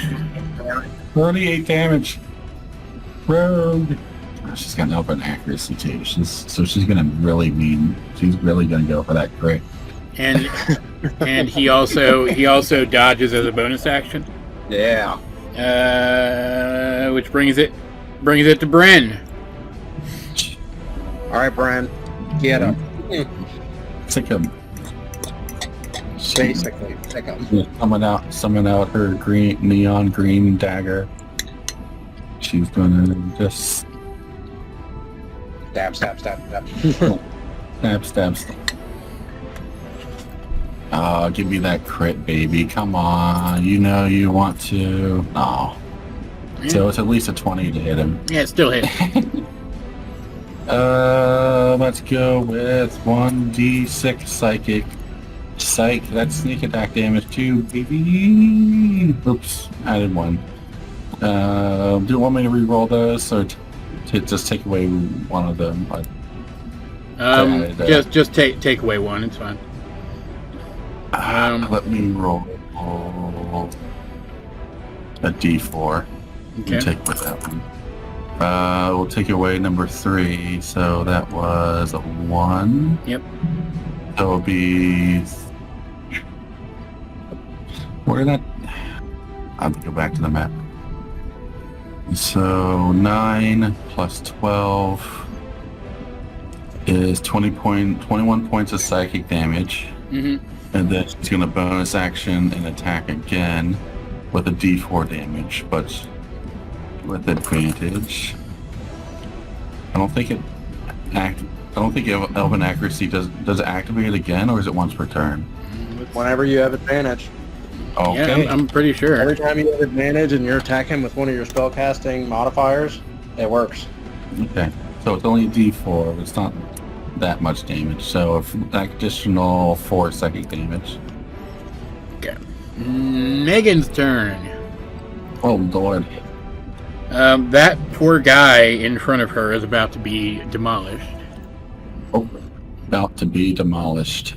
She's going to channel her fighting spirit, give herself advantage on all of her attacks this turn. My cat sneezed on Goodbye, And- number 4. me. She's going to attack. And that's definitely a hit. That's really bad damage. Megan, come on. Jeremy, if you like, you should watch Exandria Unlimited. Action surge. It's Brennan Lee Mulligan doing Matt Mercer's universe. Oh, he's DMing it? Yeah, he DMs it. Is that the one where Matt is playing the undead dude or whatever? No. Oh, he's not in it. Matt's not in it as a player character. Oh, gotcha. Yeah. Oh, come on. Alright, he's not dead yet, unfortunately. Surge! No, I'm just kidding. She did. It just didn't kill him. Oh. He's not looking good, though. I forget, does rage... Is rage on each attack it gets a bonus, or just one? Each attack. That's why it's so boring and low. That brings it to Mr. Jets. Jets, what are you doing, Mr. Jets? He kind of finds himself wandering up toward the prince, watching him and his father. Val's turn. She's going to pull Megan's other sword and Lloyd's sword out and toss them to them. Yes. Lloyd has some rogue damage too. When you say Lloyd has what? He's a rogue too. Yeah, he has sneak attack. And then she's going to just kind of step herself and Felfie back a little bit again. Which brings it around to Lloyd. He catches the sword out of the air. Oh boy. Number 7. He just kind of grins ever so. Number 7, danger. He is going to bonus action first and have the hand punch number 1. 14. Probably missed. Yep. Okay, so then he is going to use, where is it? Green Flame Blade. And he is going to attack number 7. So... screw that guy. You shall die. 17? Miss. Oh wait, is Kevin prone? He's prone. That's true. He is prone. How about a crit instead? Okay. Oh my god. So on the crit, he takes 13 slashing damage. Where's Green Flame? Did you maximize one of those rolls? I did not. I rolled 2 3s, so 16, so 19 plus 13, so 32. Plus, did I notice that he go down from that? No. Okay, so as Lloyd's sword hits, you see a radiant fire burst from it, and it deals an additional 46 damage to him. 1, 2, 3, 4. All very low rolls. 7 additional radiant damage to him. He is still conscious. Oh, and then Green Flame does modifier? Yeah, modifier. So number 2 will take 5 fire damage from it. Well, actually, no, I'm sorry. It has to be within 5 feet of it. 6 will take 5 fire damage. Okay. That's it. That's all I got. The Queen's turn. She looks for a second like she wants to step towards her husband, but then she kind of hesitates. And Felfie's just kind of hanging out over here. So, back around to Dowroc. Dowroc. She's number 2. It's number 6 prone. No, but number 2 is. Know. Okay. 2, 7, and 8, I think, are the 3 that went prone. Yep.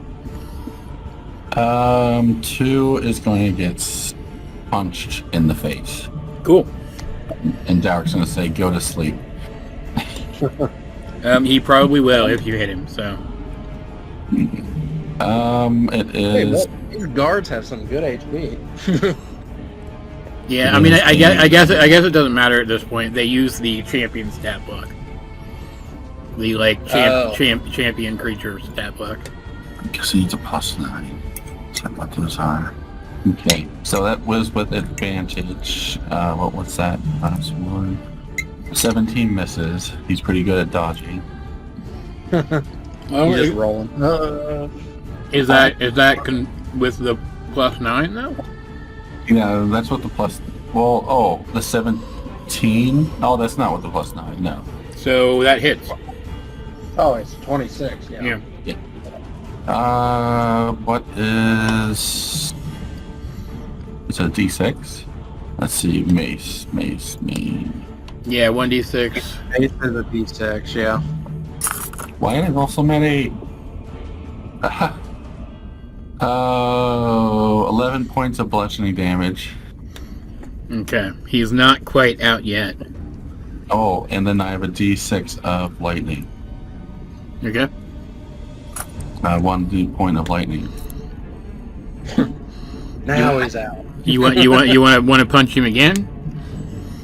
His eyes are kind of crossed, but he's still awake.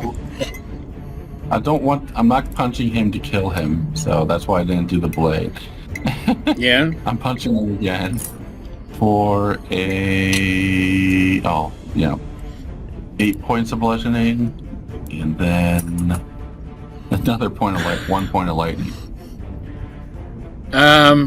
Yeah, he passes out. Okay. Cool. You do anything else? No, that's my turn. Okay. Yeah, we finally got one down. The king is next. He just kind of looks at the prince and he says, "You need to understand your place in this." And then he's going to have his tentacle move over here and just attack Dowroc because he's like the closest guy to it. No. And miss him. Tentacle's not really doing much work today. And then he's going to... Number 8's not even bludgeoning. We're getting there. attempt to cast Hold Person on the prince. It takes the form of kind of like a vaguely icy shell. And the prince is ensnared by it. The guards are next. Number 5, seeing that number 1 is in trouble and that the prince seems to be handled, is going to go over here and focus on Finn. That's at disadvantage. That hits, unfortunately. What's his AC? Who, Finn? Yeah, just 18. Okay. That's not bad. And that misses. Yeah. Number 1 is going to attack him too, though. No. Miss. Hit Let me see. for 9 damage. You do notice that 1 being injured doesn't seem to be able to swing his sword as hard. It definitely didn't hit Mr. Blake nearly as hard as earlier hits have been hitting everybody else. Number 4, not really seeing much other choice, is going to keep trying to fight Megan. Because what's he going to do? Run away? Oh, he's in service of his king. I don't know. You don't do run away. I did not mean to roll 2. It misses anyway, so who cares? 2 of his attacks miss, and then the third one also misses. Cool.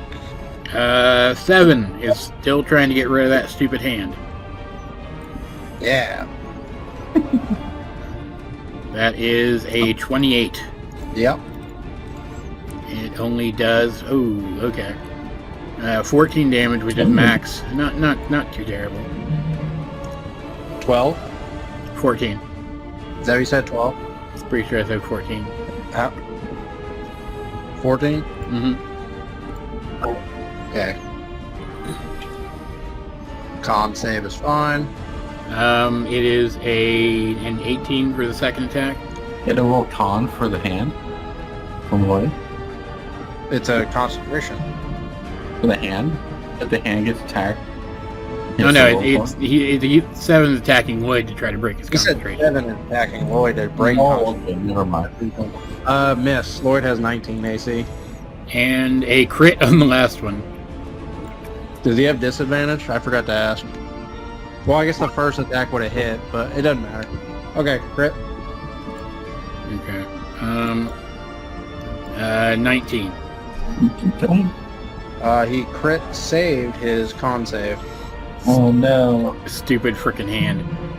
Number three is going to attack it. Okay. It's funny, the hand hasn't even actually been hit yet. All right. And it's still maintain that. The hand can make a counterattack. Oh my. Yeah. Only a 16. And misses then. Second attack is a 25. Hit. 16 damage. Okay. And then an 8 at 20 Hit. for 16. Okay. 5 and 1, 4, 3, 7, 6 is going to turn his attention to Lloyd for his first attack. Lloyd's like, I'm popular. And that is a 22 to hit. Lloyd will let it slip. He's fine. Okay. That is 17 damage. Doc's gonna punch him. Okay. Sentinel. It's 21. It hits. He maintained concentration, but he's bloody now. Okay. 10 plus... 1 point of lightning damage, and that's all the lightning charges All right. gone. So, yeah, 10 bludgeoning, and then 1 point of lightning. 6 is bloodied. He's going to swing one more time at Lloyd. Okay. That is a 28 to hit. 8 damage. Lloyd, no! Fine on his con save. And then he's going to swing once at Dowroc. 28 to hit. 5 damage. Yeah! And then 8 is going to pick himself up. And he goes to attack Bryn, but seeing she's a little girl, he hesitates and gets disadvantage and misses. Zack will hit him back for Okay. that. Sentinel. And I'll throw a precision strike on it just to gain advantage on it too. Yeah. Crit. Yep. Smite him out of existence. Do it. So starters, it does 22 plus 35 plus. I got high rolls. 47 and so 47 damage, and then I will add a smite, level 2 smite on it, Okay. which will be crit. It'll be an additional 32 radiant damage to him. Roll insight for You me. don't attack our girl. Insight? Mm-hmm. Insight check. Very, very low. Okay. He's down, by the way. Yeah. Ooh, kill him.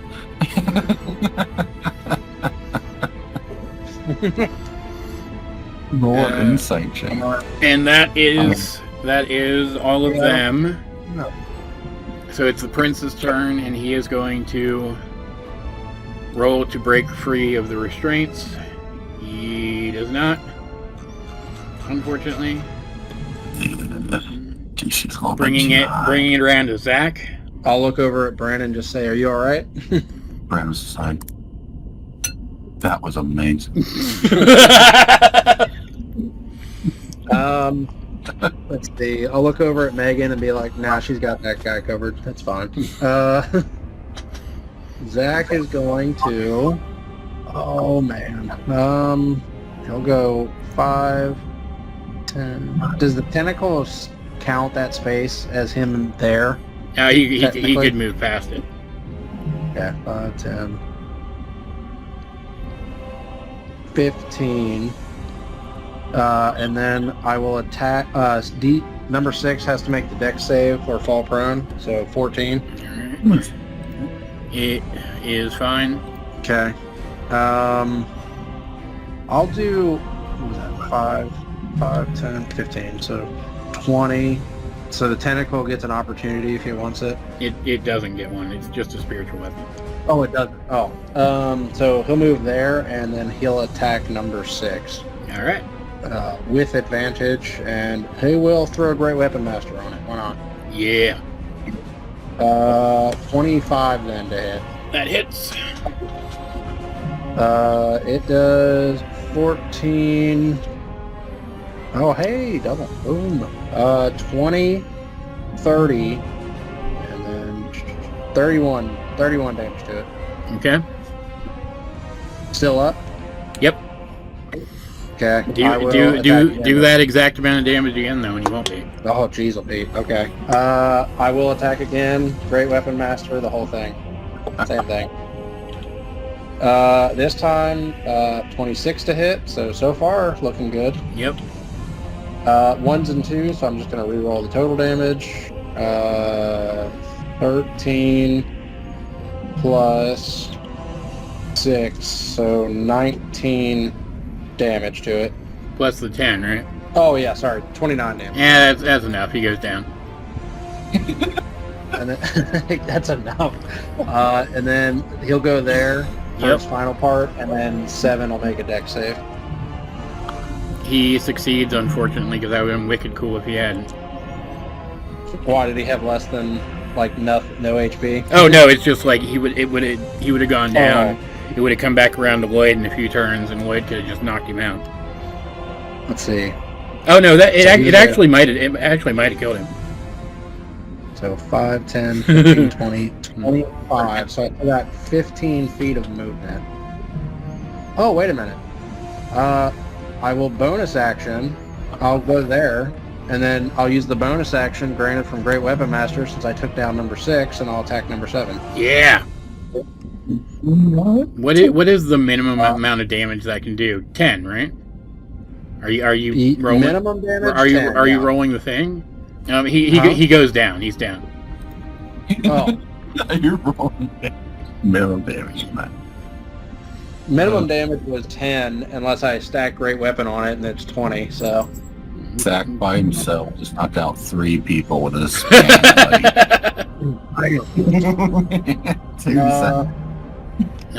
So let's see. No, hold on, never mind, that's it. Yeah, that's it. He'll use the final 10 feet of movement to go here and then up here.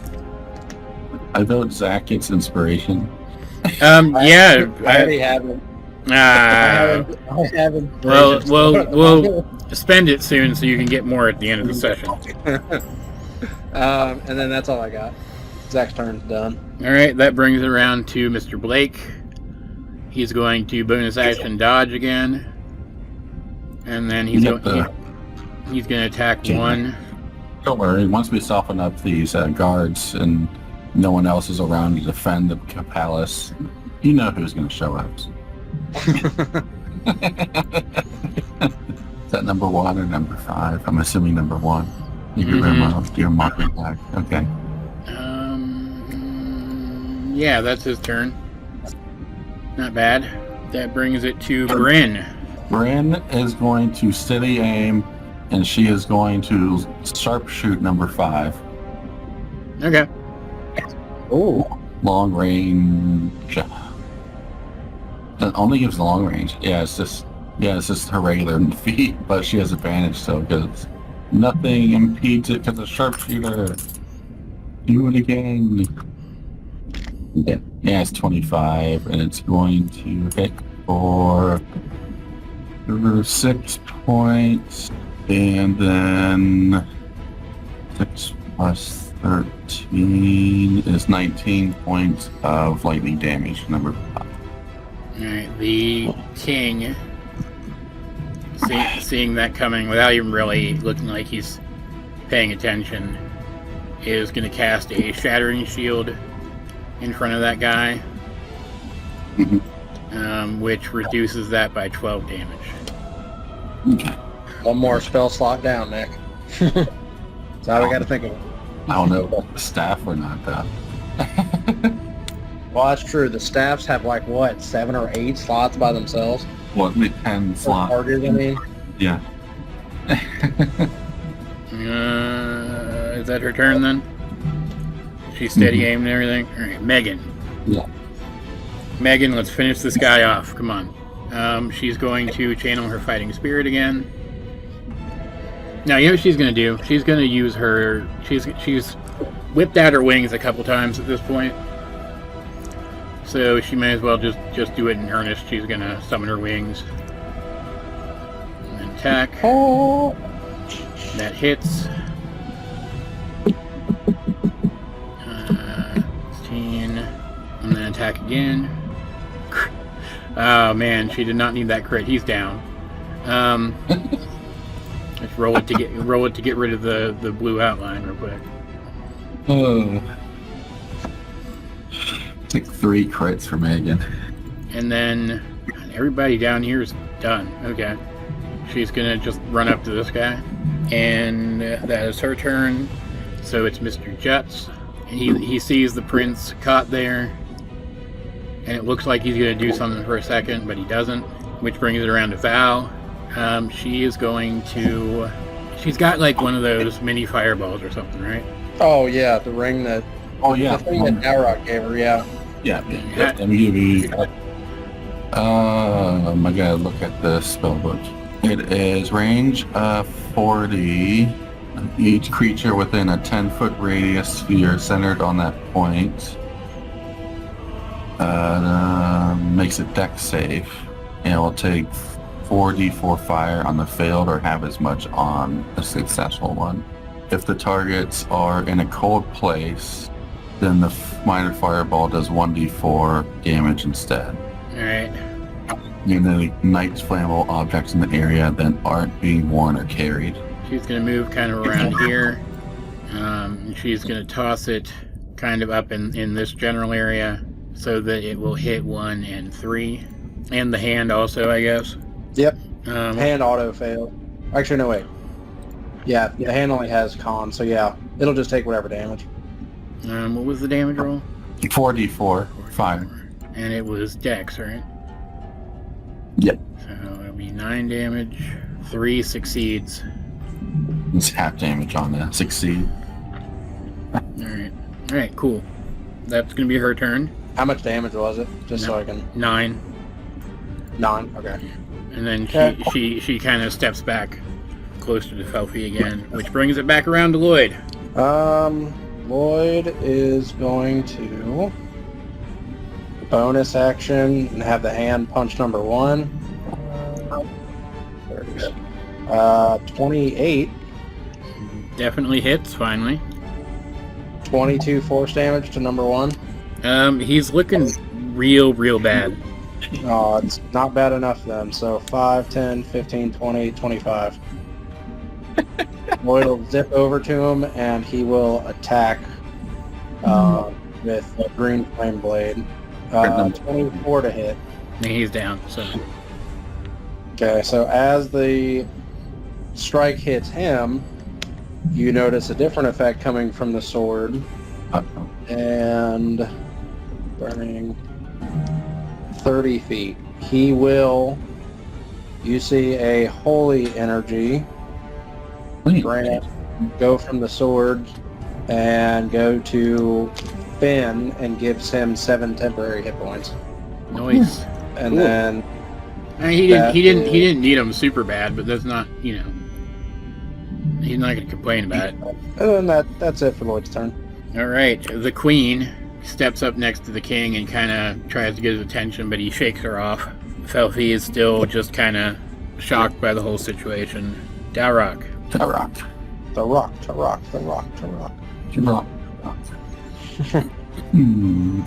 do you want to go? Dowroc is going to move over here. He's going to take out his gun and shoot number 3. Oh, I just saw your thing, Nick.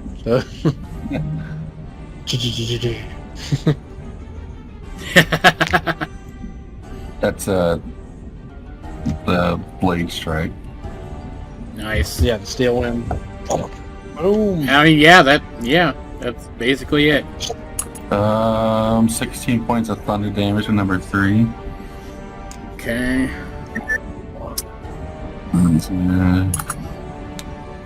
Missed that one. Let's use lucky. Okay. Yeah, still was almost 18. You did bloody him, and when they're bloodied, they start to hit less hard. So that's still really good. Oh, it's nice to hear. Now he tells us with 2 of them left.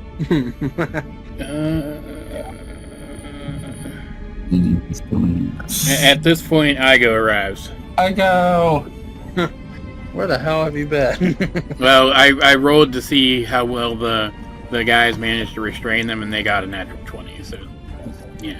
Oh, I get Todd's riding on his back. So He's just napping on his back. at the point where you would be able to give him a command, he's there, so he can get to number 3. 1, 2, 3, 4, 5, 6, 7. Girls, 9. That's a miss. Yeah. 18. Yeah. Todd will also run up there though, Uh-oh. kind of running with Number him and attack number 3. That's a hit. Oh, well. I can't about to be prone. For 12, 13, 18 damage. And the guy is prone. Oh. Yeah. Cool. Good job, Team Pets. Team Pets. Go. Dexter's we go. It's the king's turn next. He's going to have his tentacle move over here and attack Zack. Zach's gonna be like, oh yeah, I forgot about you. 26 to hit Hit. for 13 cold damage. Aha. Okay. And then he's going to...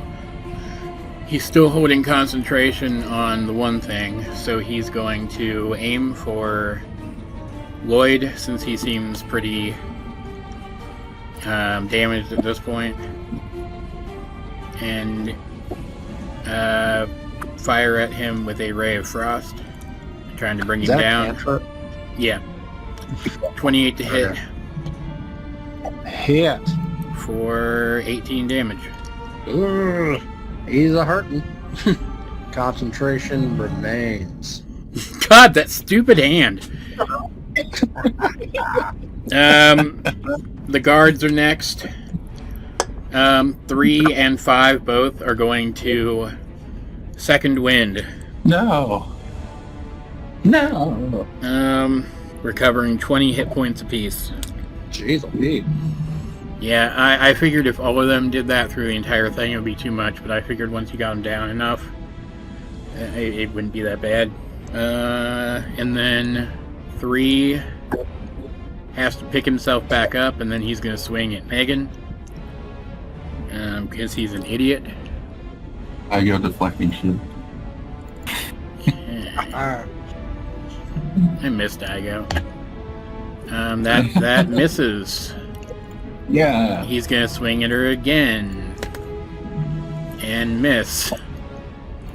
And he's gonna swing at her again and miss. No. He's just over there swinging impotently. Painfully. Number 5 is gonna realize, hey, this guy's real close to the king, so he's gonna step here. And he's gonna swing at Blake with disadvantage. Miss. I forgot.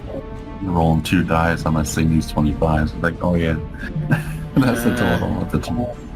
That is a hit for What was that? 19 damage 19. Blake is going to use his reaction to have that. Yeah. You dodged a 20, Mr. Blake. You dodged a critical, Mr. Blake. Which brings it to the prince. He's going to continue trying to shake off the old person. He fails again. Zack. It's Mr. Juts to me, Mr. Juts. We'll get around to him in a minute. Zack is going to go 5, 10, 15, 20, 25, triggering mantle, DC saving throw. He succeeds. Boom, boom. Well, boom, DC saving throw against the king. What? That's supposed to attack the king. Huh? We're not supposed to be doing that to the king, are we? He's fine. Yeah. Jesus Christ. You say we're not supposed to attack the king? Well, I don't think it would be in good taste to attack him. We're not trying to... I mean, he's... The king's trying to do stuff to us. Why would we not attack the king? I mean, am I wrong? Like... I mean, do what you want, man. He's been just keeping the prince in check pretty much, and then just tentacle attacking us, but... Yeah, I guess. It's fun. I mean, he's tentacle attacking us, so I will go up and now you got me second guessing myself, Nick. Don't second guess. If it's what Zack would do it. Alright, I'm gonna run up there. I am going to bonus action. I am going to Hexblade's Curse the King. And then I will attack the king, and I will add Precision Strike and Great Weapon Master on top of it. Okay. So, for starters, alright. Yeah, okay. So here we go. 21. Ah, dang it. 16, so miss. Yep. I will attack again. Miss again. Well, that's his turn. You have caught his attention. Mr. Blake is next. He's going to turn to number 5, and he's going to... And I'm primarily attacking him because he's hold personing the prince, too. Cool. You also notice, I haven't mentioned it because it's been going up in the thing. I'm sure you saw it, but each time Mr. Blake attacks with his sword, a little burst of water comes off of it. Oh, yeah. And then he's going to bonus action dodge, and that's his turn. Game right now. Brings it to Bran. Oh, Bran. Bran is attacking number 3.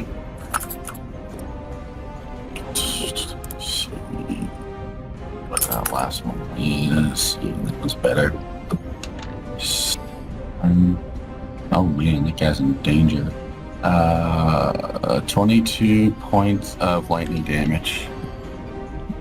He just lost all his second wind heal. That's Brent's turn. Cool. Megan next. Let's beat up on number 3 a little bit more. She's gonna shuffle over here, and I was gonna say use her own second wind, but she's taking no damage. No real damage. That's a hit. For The real damage is the friends we made. 14, and then that is going to miss. No. Unfortunately, that sucks. Did she have a bonus action that turn? No. So she will toss her dancing longsword and get another attack against that guy. And crit. Did she have her dancing longsword back? Yeah, it was the last thing Val pulled out. Oh. Guy is still up, unfortunately. Which brings it to Mr. Juts. And finally getting his resolve, he's going to come up and he's going to cast Dispel Magic on the prince and then kind of step in between him and the king. And and say that this needs to stop. Which brings it to Val, who isn't feeling like she needs to do a ton right now, so she's just gonna stay with Felfie. Which brings it back around to Lloyd. Lloyd is gonna move there. Well, Go ahead. I assume at this moment it doesn't matter. He'll move there, and he will use Green Flame Blade on number 5, and he'll attack it with advantage. 26 to hit. That hits. It does 9 plus, so 9 slashing damage, 12 fire damage, and 9 radiant damage. And then as a bonus action, he is actually going to move the hand away from number 3 so it can get an opportunity if it wants. It will. So, that's going to hit it for 8 damage. 8. Oh, not heal. Hurt. The hand, I'm going to move up and around, and then let me... Nope. Just want to make sure of something. The hand, he's going to tell the hand to do grasping hand. So the hand's going to try to grab the king and grapple him. Okay. So it is a strength check of my end contested by your either athletics or acrobatics. And I have a... Oh, he failed. Huh? He failed bad. Can he do anything about that? Oh, whoops. No, he cannot. So the hand will grapple the king, and then that will end Lloyd's turn. The queen is going to see her husband in danger, and she's going to dispel magic the hand. Lloyd's going to counterspell it. Ooh. It has begun. The king is going to counterspell the counterspell. What? Zack will counterspell the counterspell. What? I knew this was going to happen. Okay. But no. In all reality, I was joking about the last one. Zack's not going to counterspell it, so... but Lloyd did. Lloyd tried to counterspell, and it obviously... Okay, so it... So what's her... So it has to make a check against, what, 15? Because it's a dispel, right? It's got to be... I think it works like counterspell, where it's got to make the check against the level of the spell plus 10 if it's above level 3, I believe. Unless you upcast it. Which I don't know. I have no idea what the queen... I guess we should have verified what spell slots we were all using. Yeah, it's fine. Yeah, upcast. So I don't know. It'll upcast. Just get rid of the stupid thing. Not that I'm mad. Because I'm mad. I'm only angry. The queen. Is that the queen that counterspelling the counterspell, or the king? The king. No, the king counterspelled the counterspell. Okay. Which he normally wouldn't be able to do if he was grappled, but he's got subtle spell, so. Oh. Okay. And then the queen didn't do. What was the queen doing? Dispel magic? Yeah. She Okay. did dispel magic, yeah. Okay. Got it. Well, that was a roller coaster. Yep. Lloyd just kind of smirks and ends his turn. It's Felfie's turn. She's still not doing anything, so Dowroc. Who's there? Who's here? What do I have? What does Dowroc can do that's funny? I don't know. He's gonna have to work real hard to beat that. I don't think I can do it. Counterspell. I was going to say I was going to walk up to the tentacle and cast Dispel Magic, but he doesn't have it prepared. It's also not technically magic. It's just a thing. Oh, okay. Oh, The okay. tentacle is like spirit. Like you can't actually get rid of the tentacle unless you kill or knock out the king. Oh, okay. If I remember right. I think like the tentacle is like immune to everything. Yeah, it's a it's a spiritual weapon, but it's a class feature instead of a spell. Oh, okay.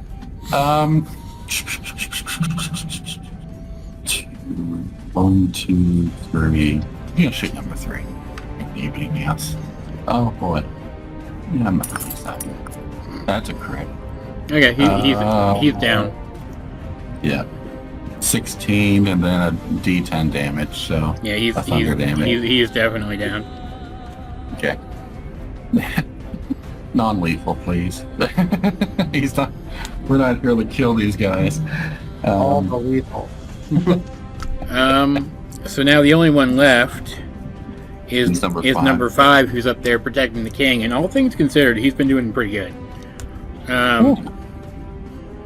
Like he's only just now bloodied. That makes it the king's turn.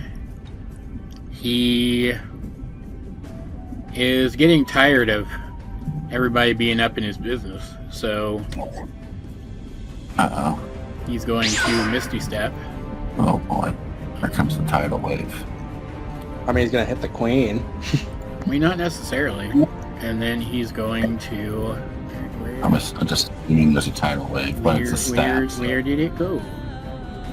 There it is. Okay, he's gonna Freedom of Waves again to hit Zack and Blake. Blake has a +6 to his saving throw. Yeah. So Zack only got a 10, so Who's making saving throws? succeed. they both failed. So they take 9 bludgeoning and All prone. they're knocked prone. Okay. Yeah. So it is number 5's turn. Who he would have had to try to dodge that too, right? He also failed. So he also took the 9 damage and knocked prone, which is very unfortunate for him. But he's going to pick himself up, and he is going to swing at Lloyd, because he looks the worst off. Zack's gonna try to poke him with Sentinel at disadvantage. Alright. Well, does he have disadvantage if he's prone? Yes, I would say. I know he has advantage against him, but Yeah, I would Alright. say so, because he can't really, like, shift into position as well. So Alright. he misses Lloyd with the first attack. Zack got a 16 to hit him. That Probably. Well, yeah. Oh, actually, would it be a straight roll because Lloyd's there? Yes. Oh, so then in that case, the other one was what was the other one? 19. Scroll down. Yes, it was. 19. So yeah, so 31. That hits. So Zack will poke him for 15 slashing damage. Okay. Oh wait, 15 slashing and 8 force. And I'm sorry, what did you roll to hit Lloyd? Did you hit? I missed the first one. He's going to swing again. Okay. That is an 18, so that's a miss. Yeah. And Barely. one more time, a 19. That one hits. Uh-oh. Lloyd might go down. That is an 11. That's 11 points of damage.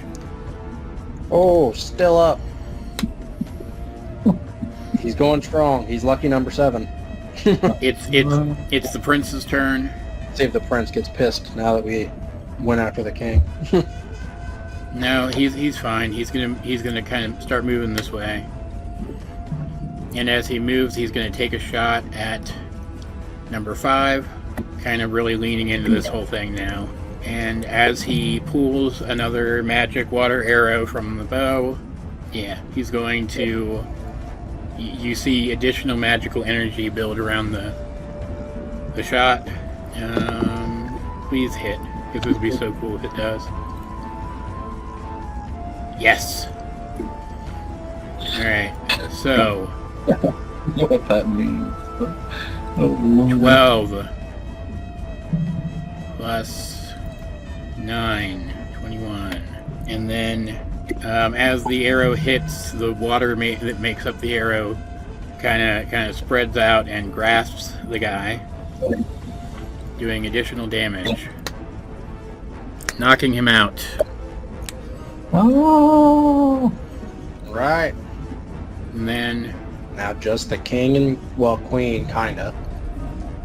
and he says, "I'm gonna put an end to this, Father," and he's going to attempt to repeat that same attack, Give me once. and that is hitting, but the king is going to raise a shield to block it. Give me 1 second. Okay. What was the roll? It is What was it, his- it is missing by 2 right now. Is missing by 2? Mhm. Actually, before the king respond, Mhm. Dowroc is going to use distant shield for +3. On who? The king? Yeah. All right, it's still hitting him then. Oh, it's still hitting him? Mm-hmm. Oh, okay. But he does notice that you did that, and the attack still misses. And, the damage. Okay. +3. It would be Zack's turn now. He'll stand up. He'll move past the queen right here. He just kind of is looking at the king, and he will just lay on hands Lloyd for the full amount. Okay. And he will do a full string rally bonus action on Lloyd as well, giving him 16 temp HP. And that will be his turn. He's just kind of watching the prince and the king right now. All right, it is Blake's turn. He's going to kind of move over here and just stand with the prince, but he's not really going to do anything else yet. Brings it to Bryn. Bryn's not going to do anything. Dowroc's going to give her a look and shake his head. Okay. Megan is next. She's also just going to kind of spread out. Call her dancing sword over to her side where it kind of hovers around her with her shield. Her rage goes away at this point. Not that it really contributed much so far. Then it's Jutz's turn. He's still kind of standing back. Val is still standing back. That brings it back around to Lloyd. Lloyd will just do healing hands on himself for 12, and he'll just pass for now. Again, he's just kind of watching the situation. So it should be the queen, I think, next, right? Yeah. And she is wanting to put an end to this. She's getting upset. So she is going to cast Mass Healing Word on numbers 1 through 6. Lloyd will attempt to counterspell it. Regular level 3, so it's 10 plus whatever the level of the Mass Healing Word she did. Actually, you know what? Zack... No, Lloyd will do it, yeah. So what level of the Healing Word did she use? 6. Ooh, okay. I need an 11 or higher. 13, counterspell. Okay. She is He just kind of looks at her, he's like, not so fast. She is not happy about that. So she is going to focus through her staff. First? Yeah, she has. she has- Yeah, she just has like a generic magic staff, It's not it's not like another staff. and she's going to attempt to cast Frostbite on him. Constitution saving throw, 18. Fail. 14 cold damage. Oh, God. And he has disadvantage on the next weapon attack roll he makes before the end of his next turn. Okay. That means it is Fofi's turn. Dowroc. She's still not doing anything, so Dowroc. Thinking. I'll be right back. You can keep going. Don't know whether to not get involved or say something. I'm trying to think on what. Back. I mean, do whatever you feel is right. And the queen just tried a healing word. I don't want to leave Bryn by herself. I mean, he could still try to talk or something though. Dowroc will say, Your Majesty, don't you see he's fighting for his love? That must mean something, even if she is a servant. Why does that matter with love? Are you doing anything else? No. As his turn rolls around, he doesn't seem to react to what you're saying. I was speaking with the king and queen. Yeah, the queen still seems pretty unsure of what to do. Yeah, okay.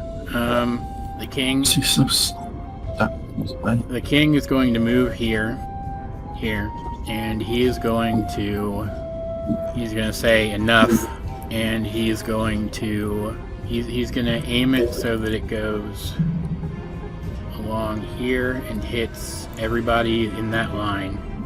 And he's going to cast water cannon. Water cannon. That doesn't sound very good. That is because it's not. Roll Do I want to roll strength. All right. Let me see. What is... Lloyd, Finn, or Mr. Blake and Zack, or those two have +6 to their strengths. So Zack gets only a 10. Lloyd gets a 1, so 7. Oh, yeah. So Lloyd and Zack both fail the saving throw. Too far away for... Everybody does. Cool. No. That is 22 bludgeoning, and you're knocked prone. Okay. And then he is going to quicken spell. Yeah, quicken spell. And he's going to Does he hurt the number 1 and 5? Like, do they die from what he just did? They were number 5 was hit by it. So he's on the brink of death. Yeah. He's going to make a cantrip melee attack against Megan. She's going to use her wings to block that. And that brings it to the guards who are all dead. The prince, he's going to stand up and he's going to say, Father, you have to stop. And he's going to attack. He's going to actually charge up an electric shot this time. Electric water. The king knocks that one away, so he fires again. He knocks that one away too. It makes it Zack's turn. Alright. Zack stands up. 10, 15, 20. Zack will Misty Step there. And, I mean, you know what? Seeing how the king does not want to listen at the moment, he will attack the king. Okay. So, he'll do it with advantage with Great Weapon Master. 15 miss. Yep. Attack again, same thing. This one's 19 to hit. That also misses. Oh, okay. That will end his turn. It's Mr. Blake's turn. He's a little hesitant to attack the king, so he's still just... Zack's not meant to hit. He's made 4 attacks and missed them. So Mr. Blake, he's gonna move there and he's gonna keep ready to dodge. He's trying to basically steel himself up to attack his king. Bryn. Man, this is hard. I forgot Todd and I go over there. Again. I'm going to say last round, Todd just kind of moved over here.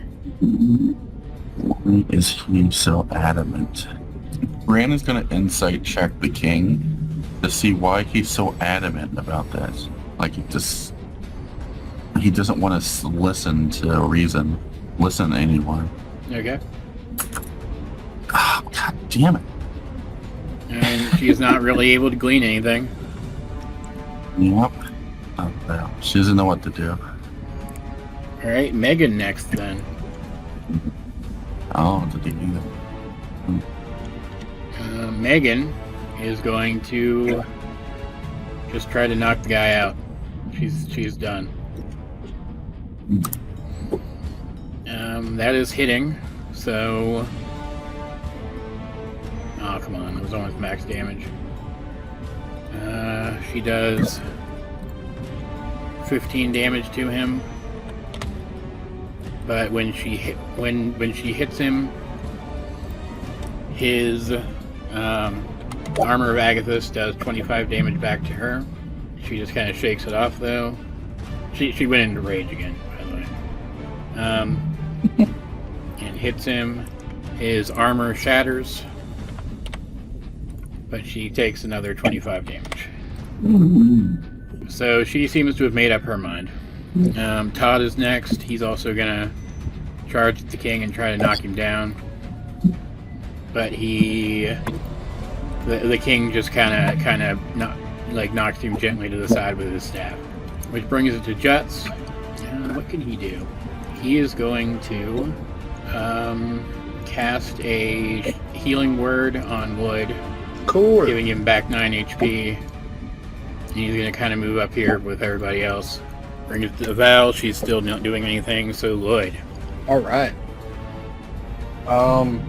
You know what I'm going to do now? I'll let go ahead. I said, well, since we made up our minds, guess who's coming back?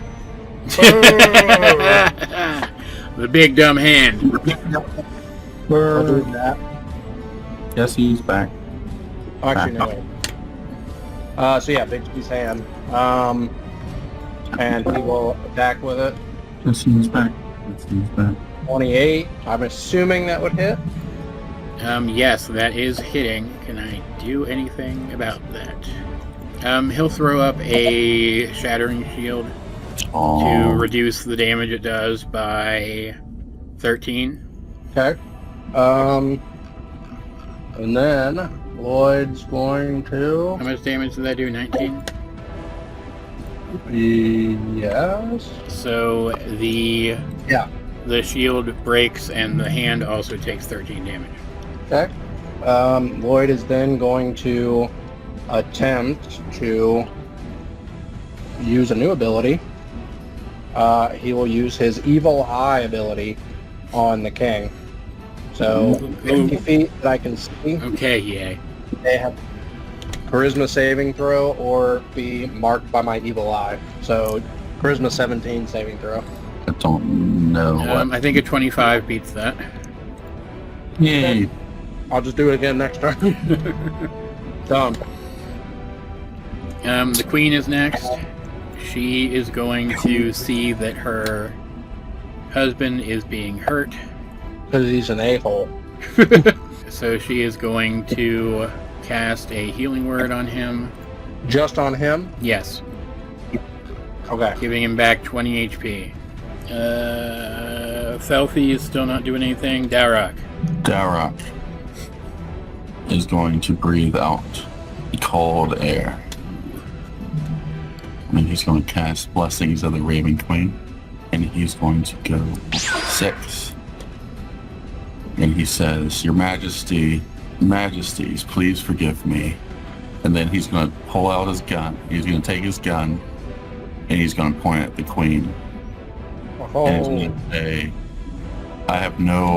you won't listen to reason, so you'll have to understand why he feels the way he's feeling right now. Okay. Is he going to pull the trigger, though? Thinking. He's going to hold an action and see how the king reacts to that. Okay. Is Igo doing anything?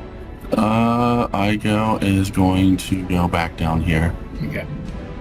The king is not happy with you at all.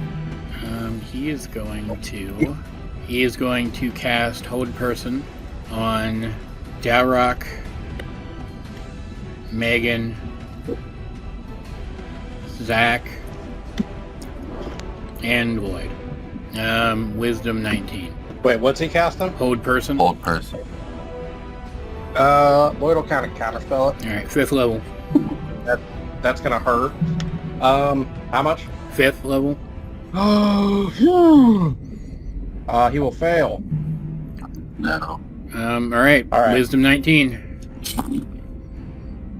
Lloyd did not succeed. Dowroc will lucky. Megan succeeded somehow. Zack didn't, but he's gonna inspiration, 2 2s. Okay. and he will succeed on that one. Okay. So the two people right next to him succeeded. Good for him. Well, the only one that counts got all held, so the dice hated that action for what I did. And then he's going to quicken spell. And do I do that? Yeah. Hold on, let me check something real quick. Now I can only think of one thing, that why he's acting this way. So, You can only think of one thing. What? why he's acting this way? Oh, Alright, he's going to quicken spell. No, you know what he's going to do? He's not going to do that. He is going to move the tentacle up to attack Dowroc. 28 to hit, Definitely hits. and it does 20 cold damage. That's 10 cold damage. Listen, he has no damage. He says, I will not yield. Okay. Good to know. The guard's turn. The guards, are you going to do anything? No? Okay. The prince's turn. He says, neither will I. And he moves there. He's going to line up a shot.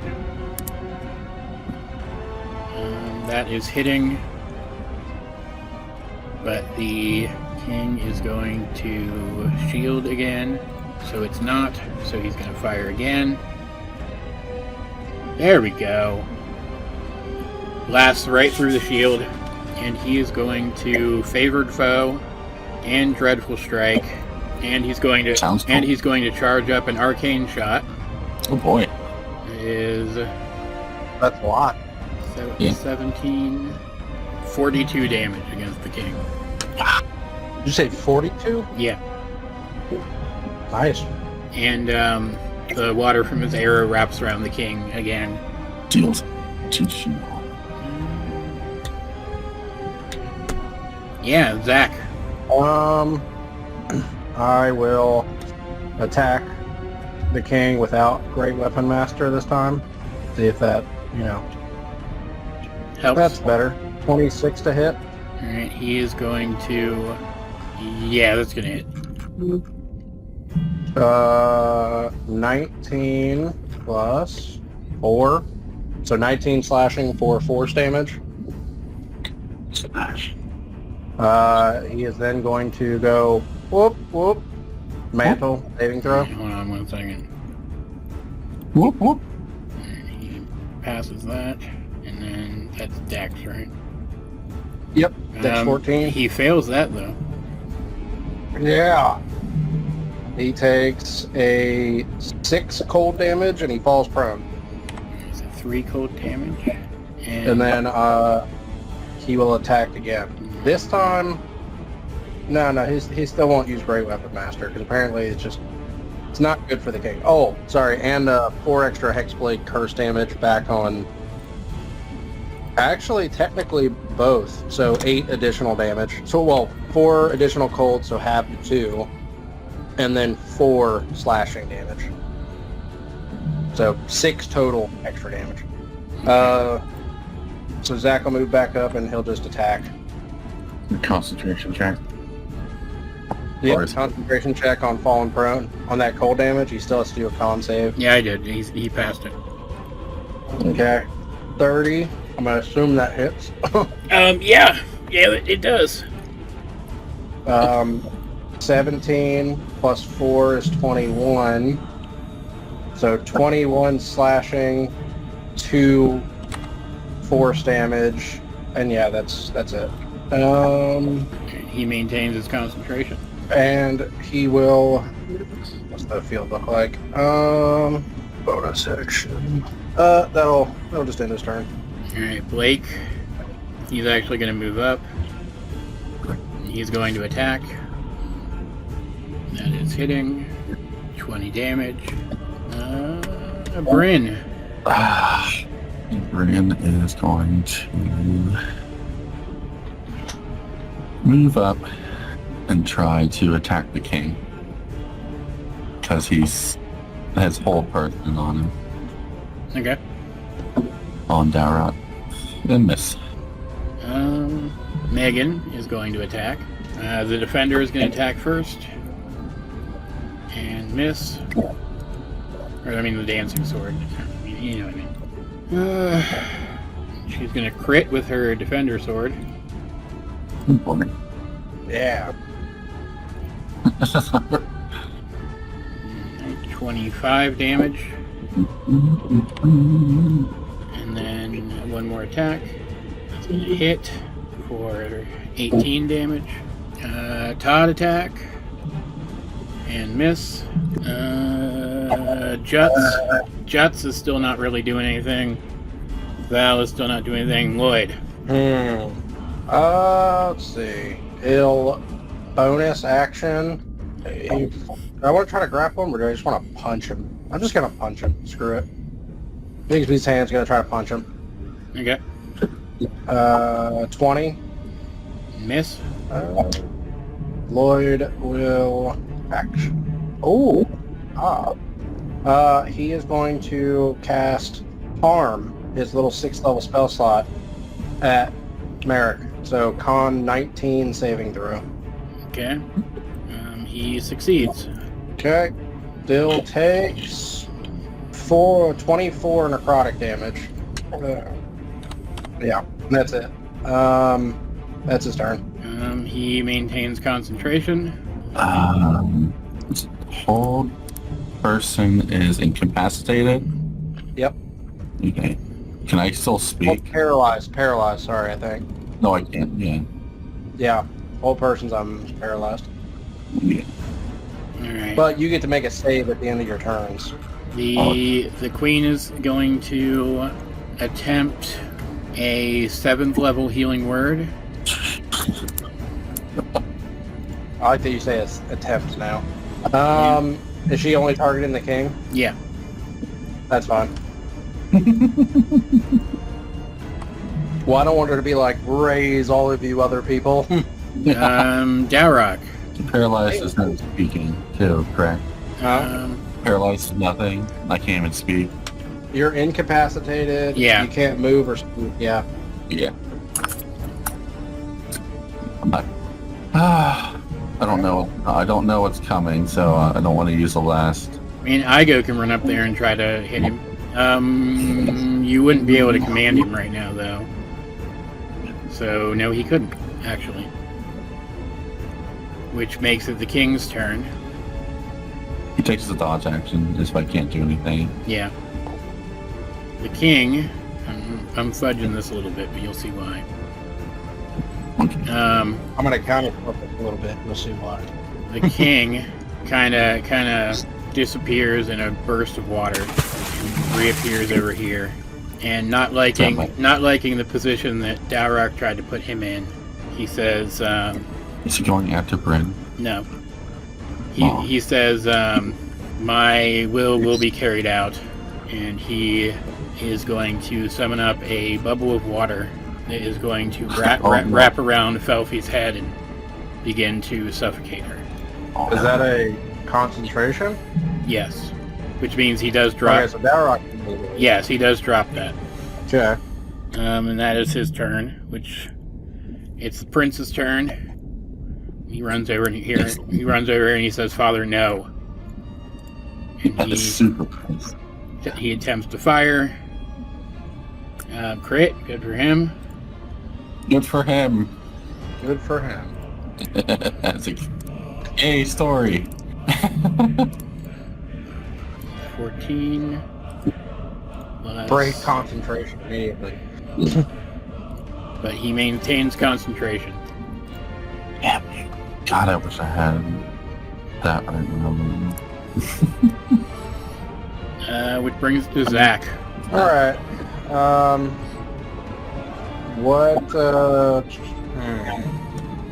You said it's a thing full of water, right? Yeah, it's just the suffocate spell, but I'm reflavoring it a little bit visually. Okay. I'm trying to remember. I think the suffocate spell, because it's on Warlock, but I didn't take it. Zack is going to use an action. And, well, do I want to just for fun?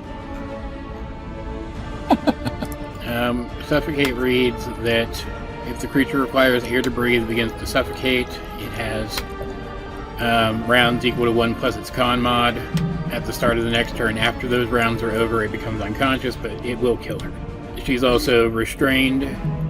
She can make a check against it, but she's not going to be able to succeed that. Alright, I have a question before I waste my action on it. I want to see what the ruling would be. Okay. The wording of the spell says if she requires air to breathe. If she has another version of breathing, would that make it so she's fine? Specifically what he's doing is he is using the water to filter the air out of her lungs. Well, so I guess my question is, if she had water breathing, would she suffocate anymore? Yeah, because she would still need to take oxygen out of the water. Okay. Alright, then I guess I'm just going to run up and hit him. Alright. He's just going to walk very, like, just da-da-da-da-da. Sometimes the simplest solution, right? Simplest solution. Hit something real hard. Ooh. Or, do I want to do this? Nah. I'm just going to hit him. I'm just going to walk straight up to him, and I'm just going to precise strike and hit him in the face. Or attempt to. Okay. 25 to hit. He's going to throw up a Shattering Shield. Lloyd will counterspell it. It is Whoa. It is 4th level. He has to cast it at 4th level. He's at a 3rd level slot, so Okay. it hits it. So that should hit now, correct? Yes. Okay. It's gonna do 18 slashing and 6 force damage. So first con save. Oh, plus an additional 4 from Hexblade's Curse. Okay. Alright. Not bad. I'm gonna start for story purposes rolling these where you can't see them. He succeeds. Okay. I meant to do this last time, but I'll just do it now. Move back 5/5, so the mantle activates. Dex 14 saving throw. Does long rest get rid of notes? No. He succeeds. Okay. Actually, sorry. The precise strike. Oh, it dealt an additional 1 slashing. Ooh. Alright. He will go up again, and he will attack. He'll throw a Great Weapon Master on this one. Why not? He's feeling... Spicy. Actually, no, wait. It's a straight roll. It's a straight roll, so never mind. Just regular roll. Okay. 8. Ooh, 30. That also hits. This one deals 16 slashing damage, 8 force damage, and I'm going to throw a smite on there Okay. for an additional 18 radiant damage. Okay. And then, so, second con save. That'd be... He succeeds. Okay. That ends Zack's turn. It is Mr. Blake's turn. He's gonna move over here and he's gonna try to break the thing holding her, but he fails. He fails. Bryn. Wait, can you actually break it? Or that's just a you're just story? The person afflicted by it can use strength. I'm just gonna say he can too. Oh, okay, gotcha. I mean, they can also use their dexterity to try to squeeze out of it, but he can't do that for her. So Bryn. Bryn is going to cast Magic Missile. Okay. Bam, bam, bam. So it's auto hit. First level, so it's 1d4. Fine. How many shots is that? Is the base magic missile like 3 or something? 3 glowing base- dart. Oh, yeah, that's 3 glowing darts. Okay. 2, 2, and 4. Or 5, so 9 points. 9. Okay. He succeeds on all those. What? And he can't really fail on basic hits. Oh, So you see, as the last dart hits him, he starts to topple, but somehow through strength of will, he manages to keep on his feet and keep power pouring into the spell. In fact, he almost seems to tighten his hold. It looks like Felfie doesn't really have much time, and at this point, if you hit him again, it will kill him. Okay. Whose turn is it at the Bryn? Megan, who kind of runs halfway up and then sees the state of things and stops and hesitates. So it'd be Juts and then Val, neither of whom is going to know what the fuck to do right now. Val is going to also try to get Felfie free, but like by pulling on her, but can't break her free. Which brings it around to Lloyd. Huh. Lloyd is... He's just going to kind of walk there and just take the dodge action. Okay. The Queen is next. She is too shocked to do anything. Felfie obviously can't do anything, so Dowroc. And I'm gonna say, regardless of the actual rules of the spell, you need to make a decision this round what to do, or the girl's gonna die. So we're in the Superman scenario. Yeah. Do we kill him, or do we let her drown? What do I have? Zack will look at Dowroc almost in a way that's like, if you have to kill him, you have Revivify. Or technically, if he kills her, so... Where is it? Oh, the prince is absolutely panicking at this point, by the way. So he's not going to be much help. I need to make a storyline with less than 2,000 characters next time. Well, the fire one only has like 3 silhouettes, doesn't it? Yes. All right, Dowroc, it's your choice. What are you gonna do? Well, do we know how long that she can survive? Or is this the turn? Like everything? This is the turn. All right. No pressure, Dowroc. And you can't technically teleport her, can you? Like out of the effect of it? Like if he vortex warped? Let me check something. I don't know. Yeah, I don't know. No, the magic would go with her. Okay. Worth a shot. Okay. I don't know if this is bad, but Dowroc is going to pull out his bag of dust of sneezing and choking. Different direction than I thought we were going to go. And he is going to throw it in a way. Let's see. And he's going to throw it here. So creatures within. Oh, hold on a second. No, he's not going to. Does it throw? Action to throw a handful of the dust into the air. Okay. So me and creatures within 30 feet. So everybody? Everybody has that. Well, I don't, because I don't need to breathe. Needs to roll a con 15 constitution. So it's literally everybody. Except the Queen. Okay. To be clear, though, if he succeeds this, the only option you'll have left is for Igo to attack him. There's another option. What is the save on it? 15. The con 15. I mean, it's your turn, so you obviously do what you want. I will just say that if he said that he's not going to fail a basic damage His con's probably at least 7 or 8 by itself. But obviously, do what you want. Like, do what you think's. But it's going to be a hard. He'd have to roll pretty low, obviously, to do it. Okay. But Igo could technically also hit if it doesn't work, or if it works, because I don't know what it does. What's it do? It incapacitates.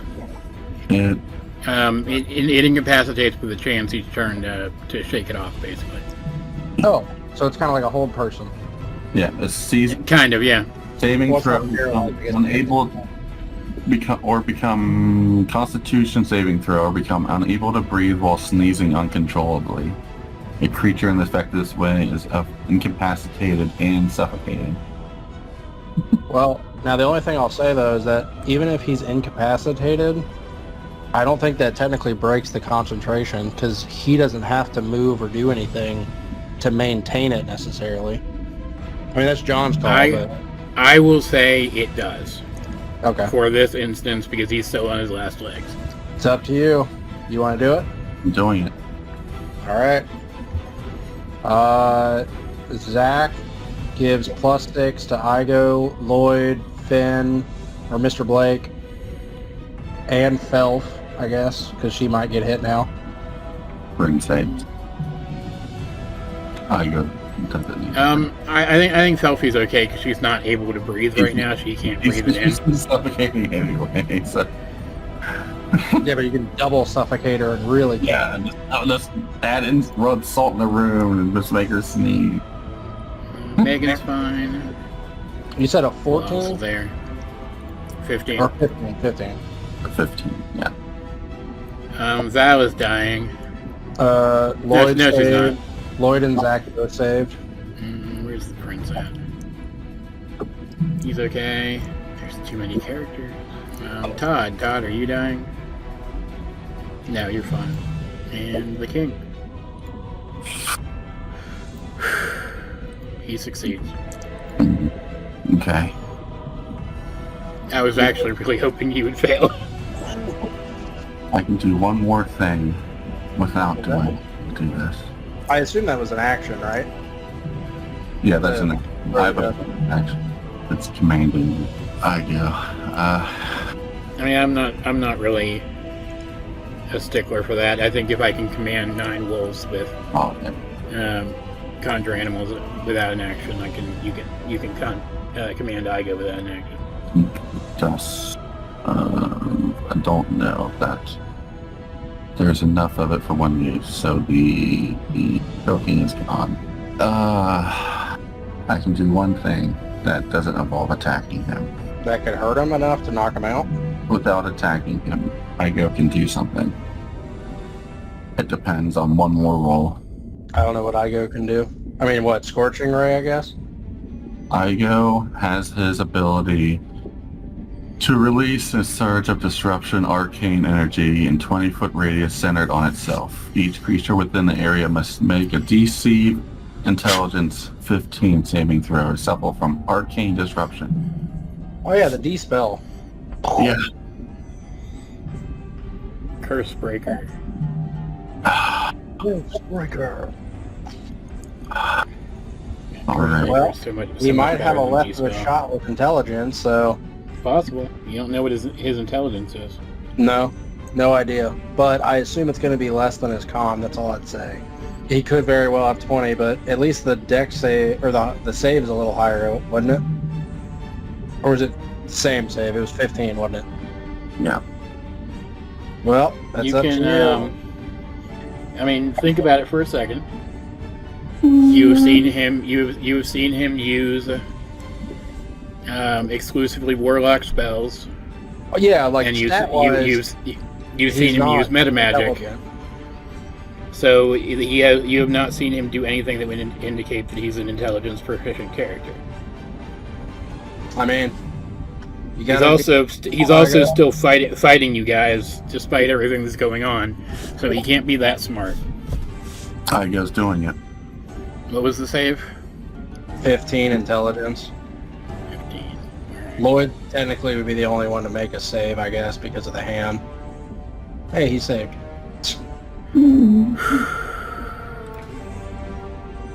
He fails. By how much?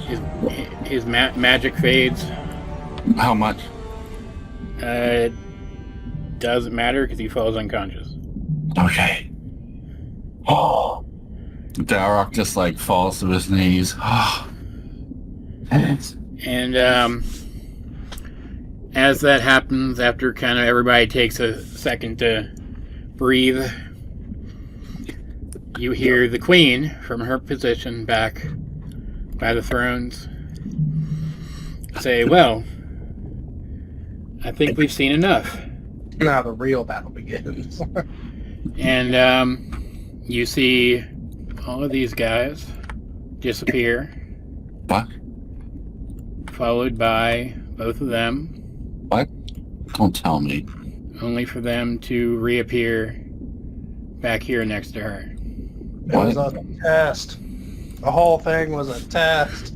And the king says, yes, I think we have. What's going on? As Dowroc's saying that. Assuming combat is over, distal on the hand. Yeah. The queen says, of course we will explain everything. But first, Felfie dear, will you heal everyone up for me? This happened.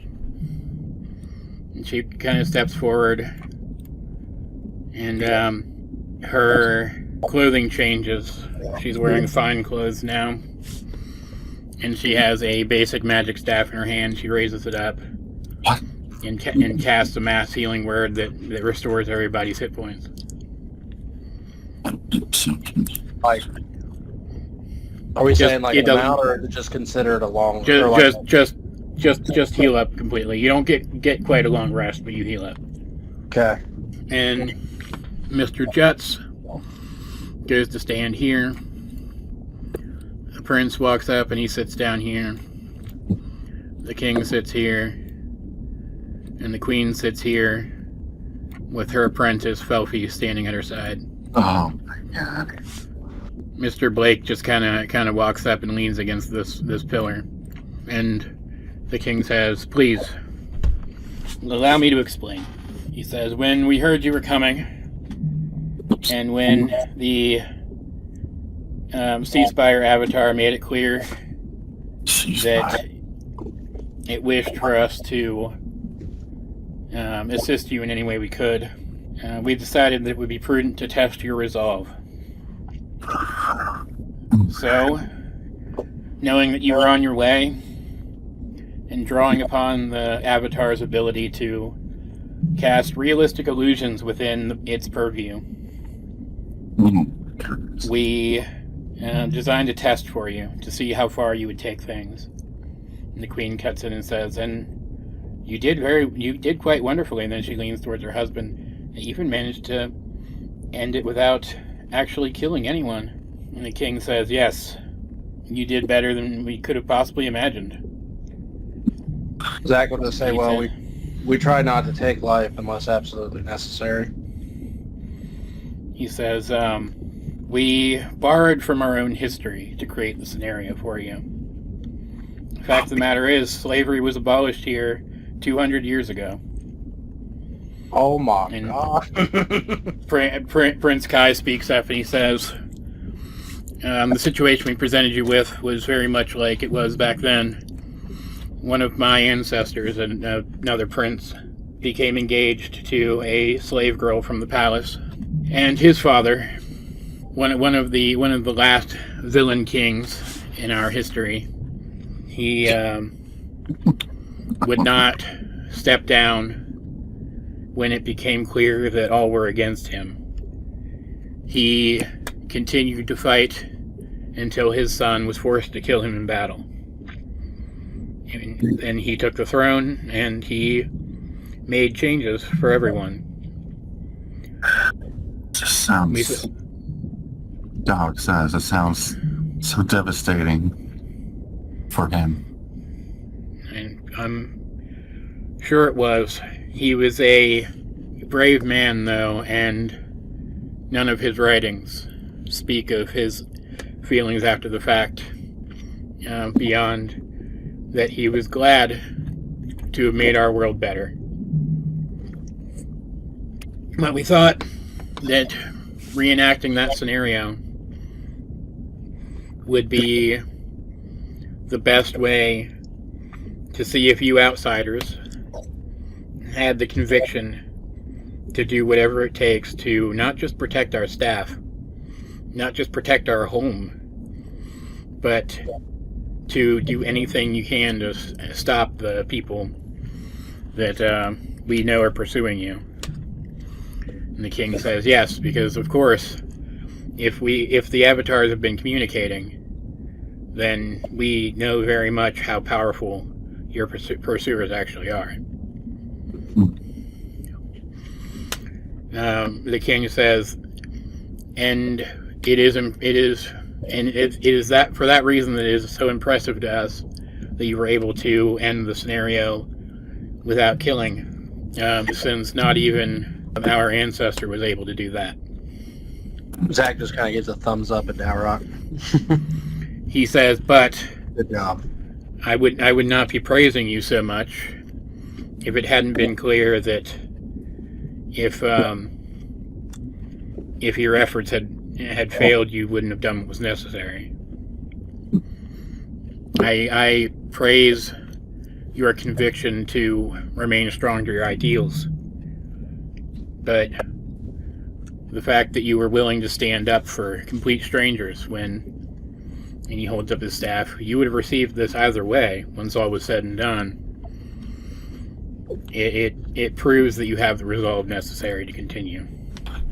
And he will toss the staff to Zack.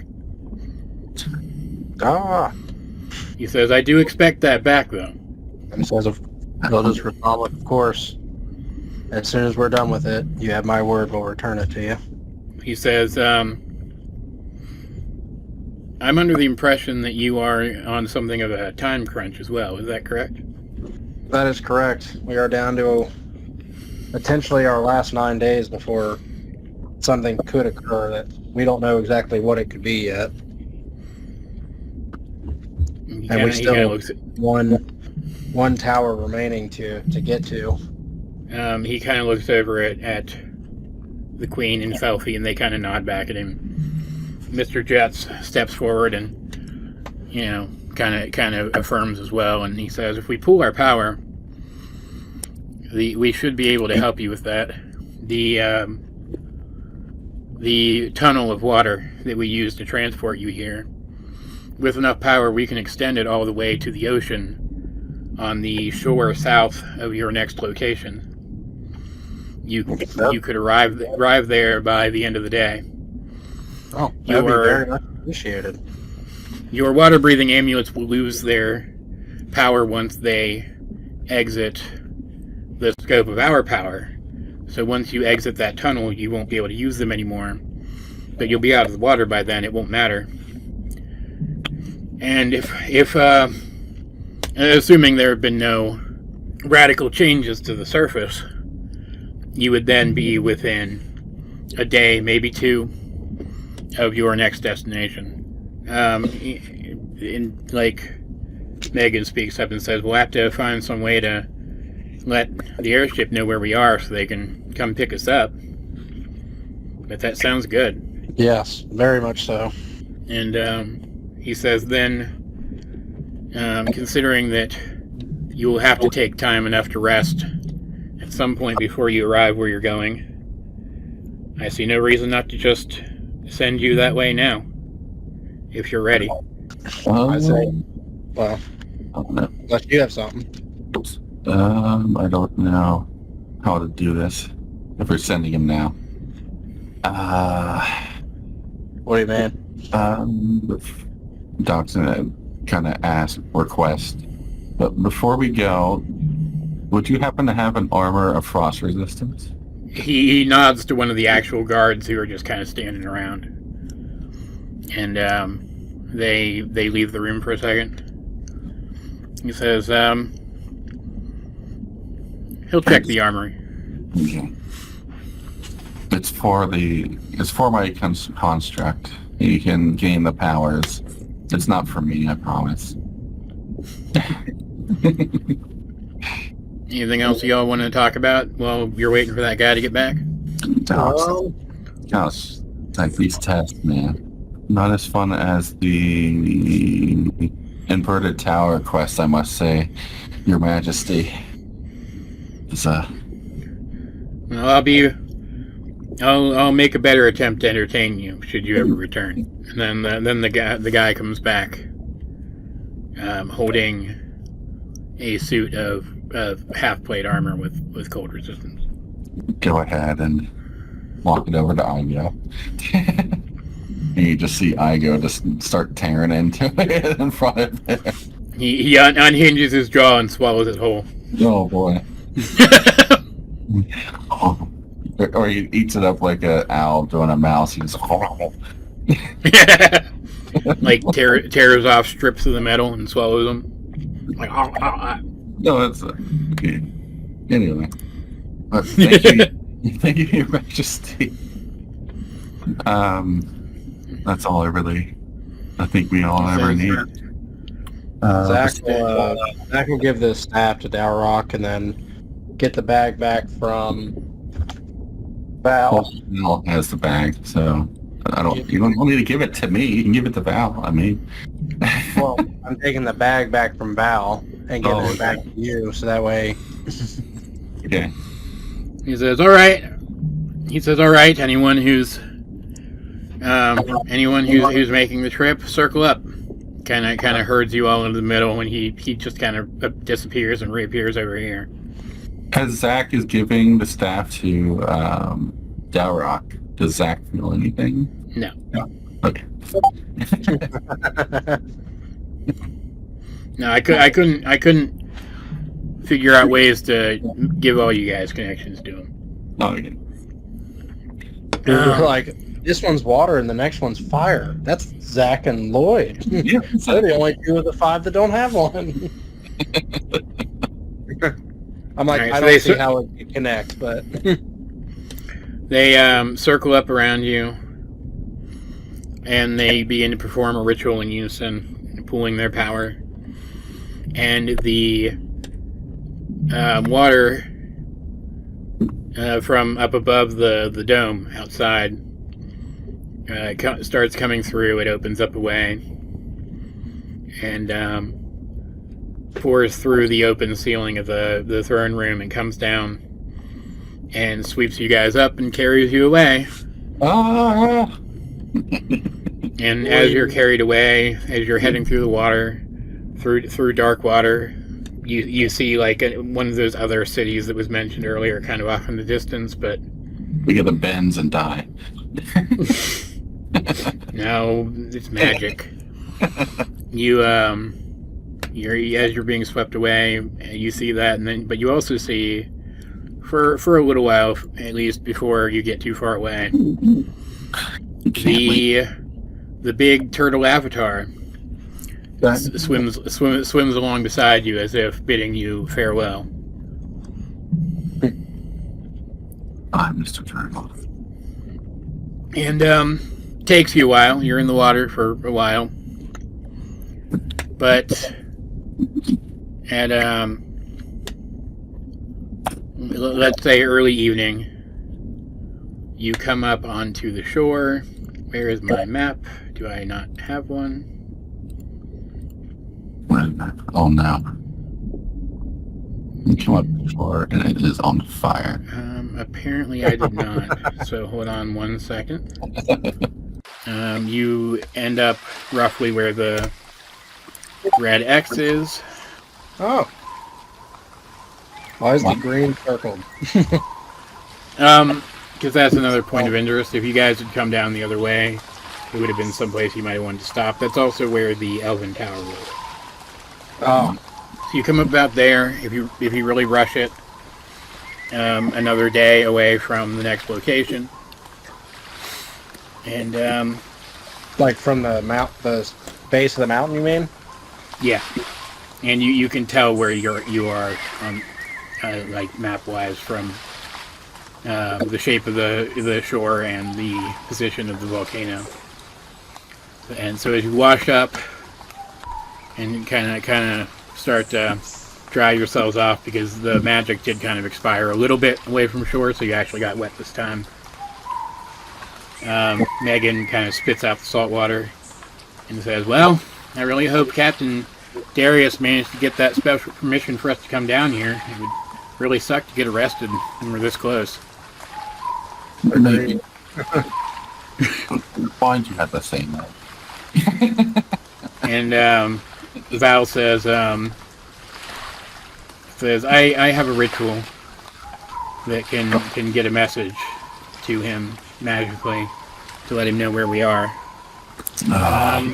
And unless you guys want to start walking now, this would be a really great time to find a place to camp and take a proper long rest because we are done for today.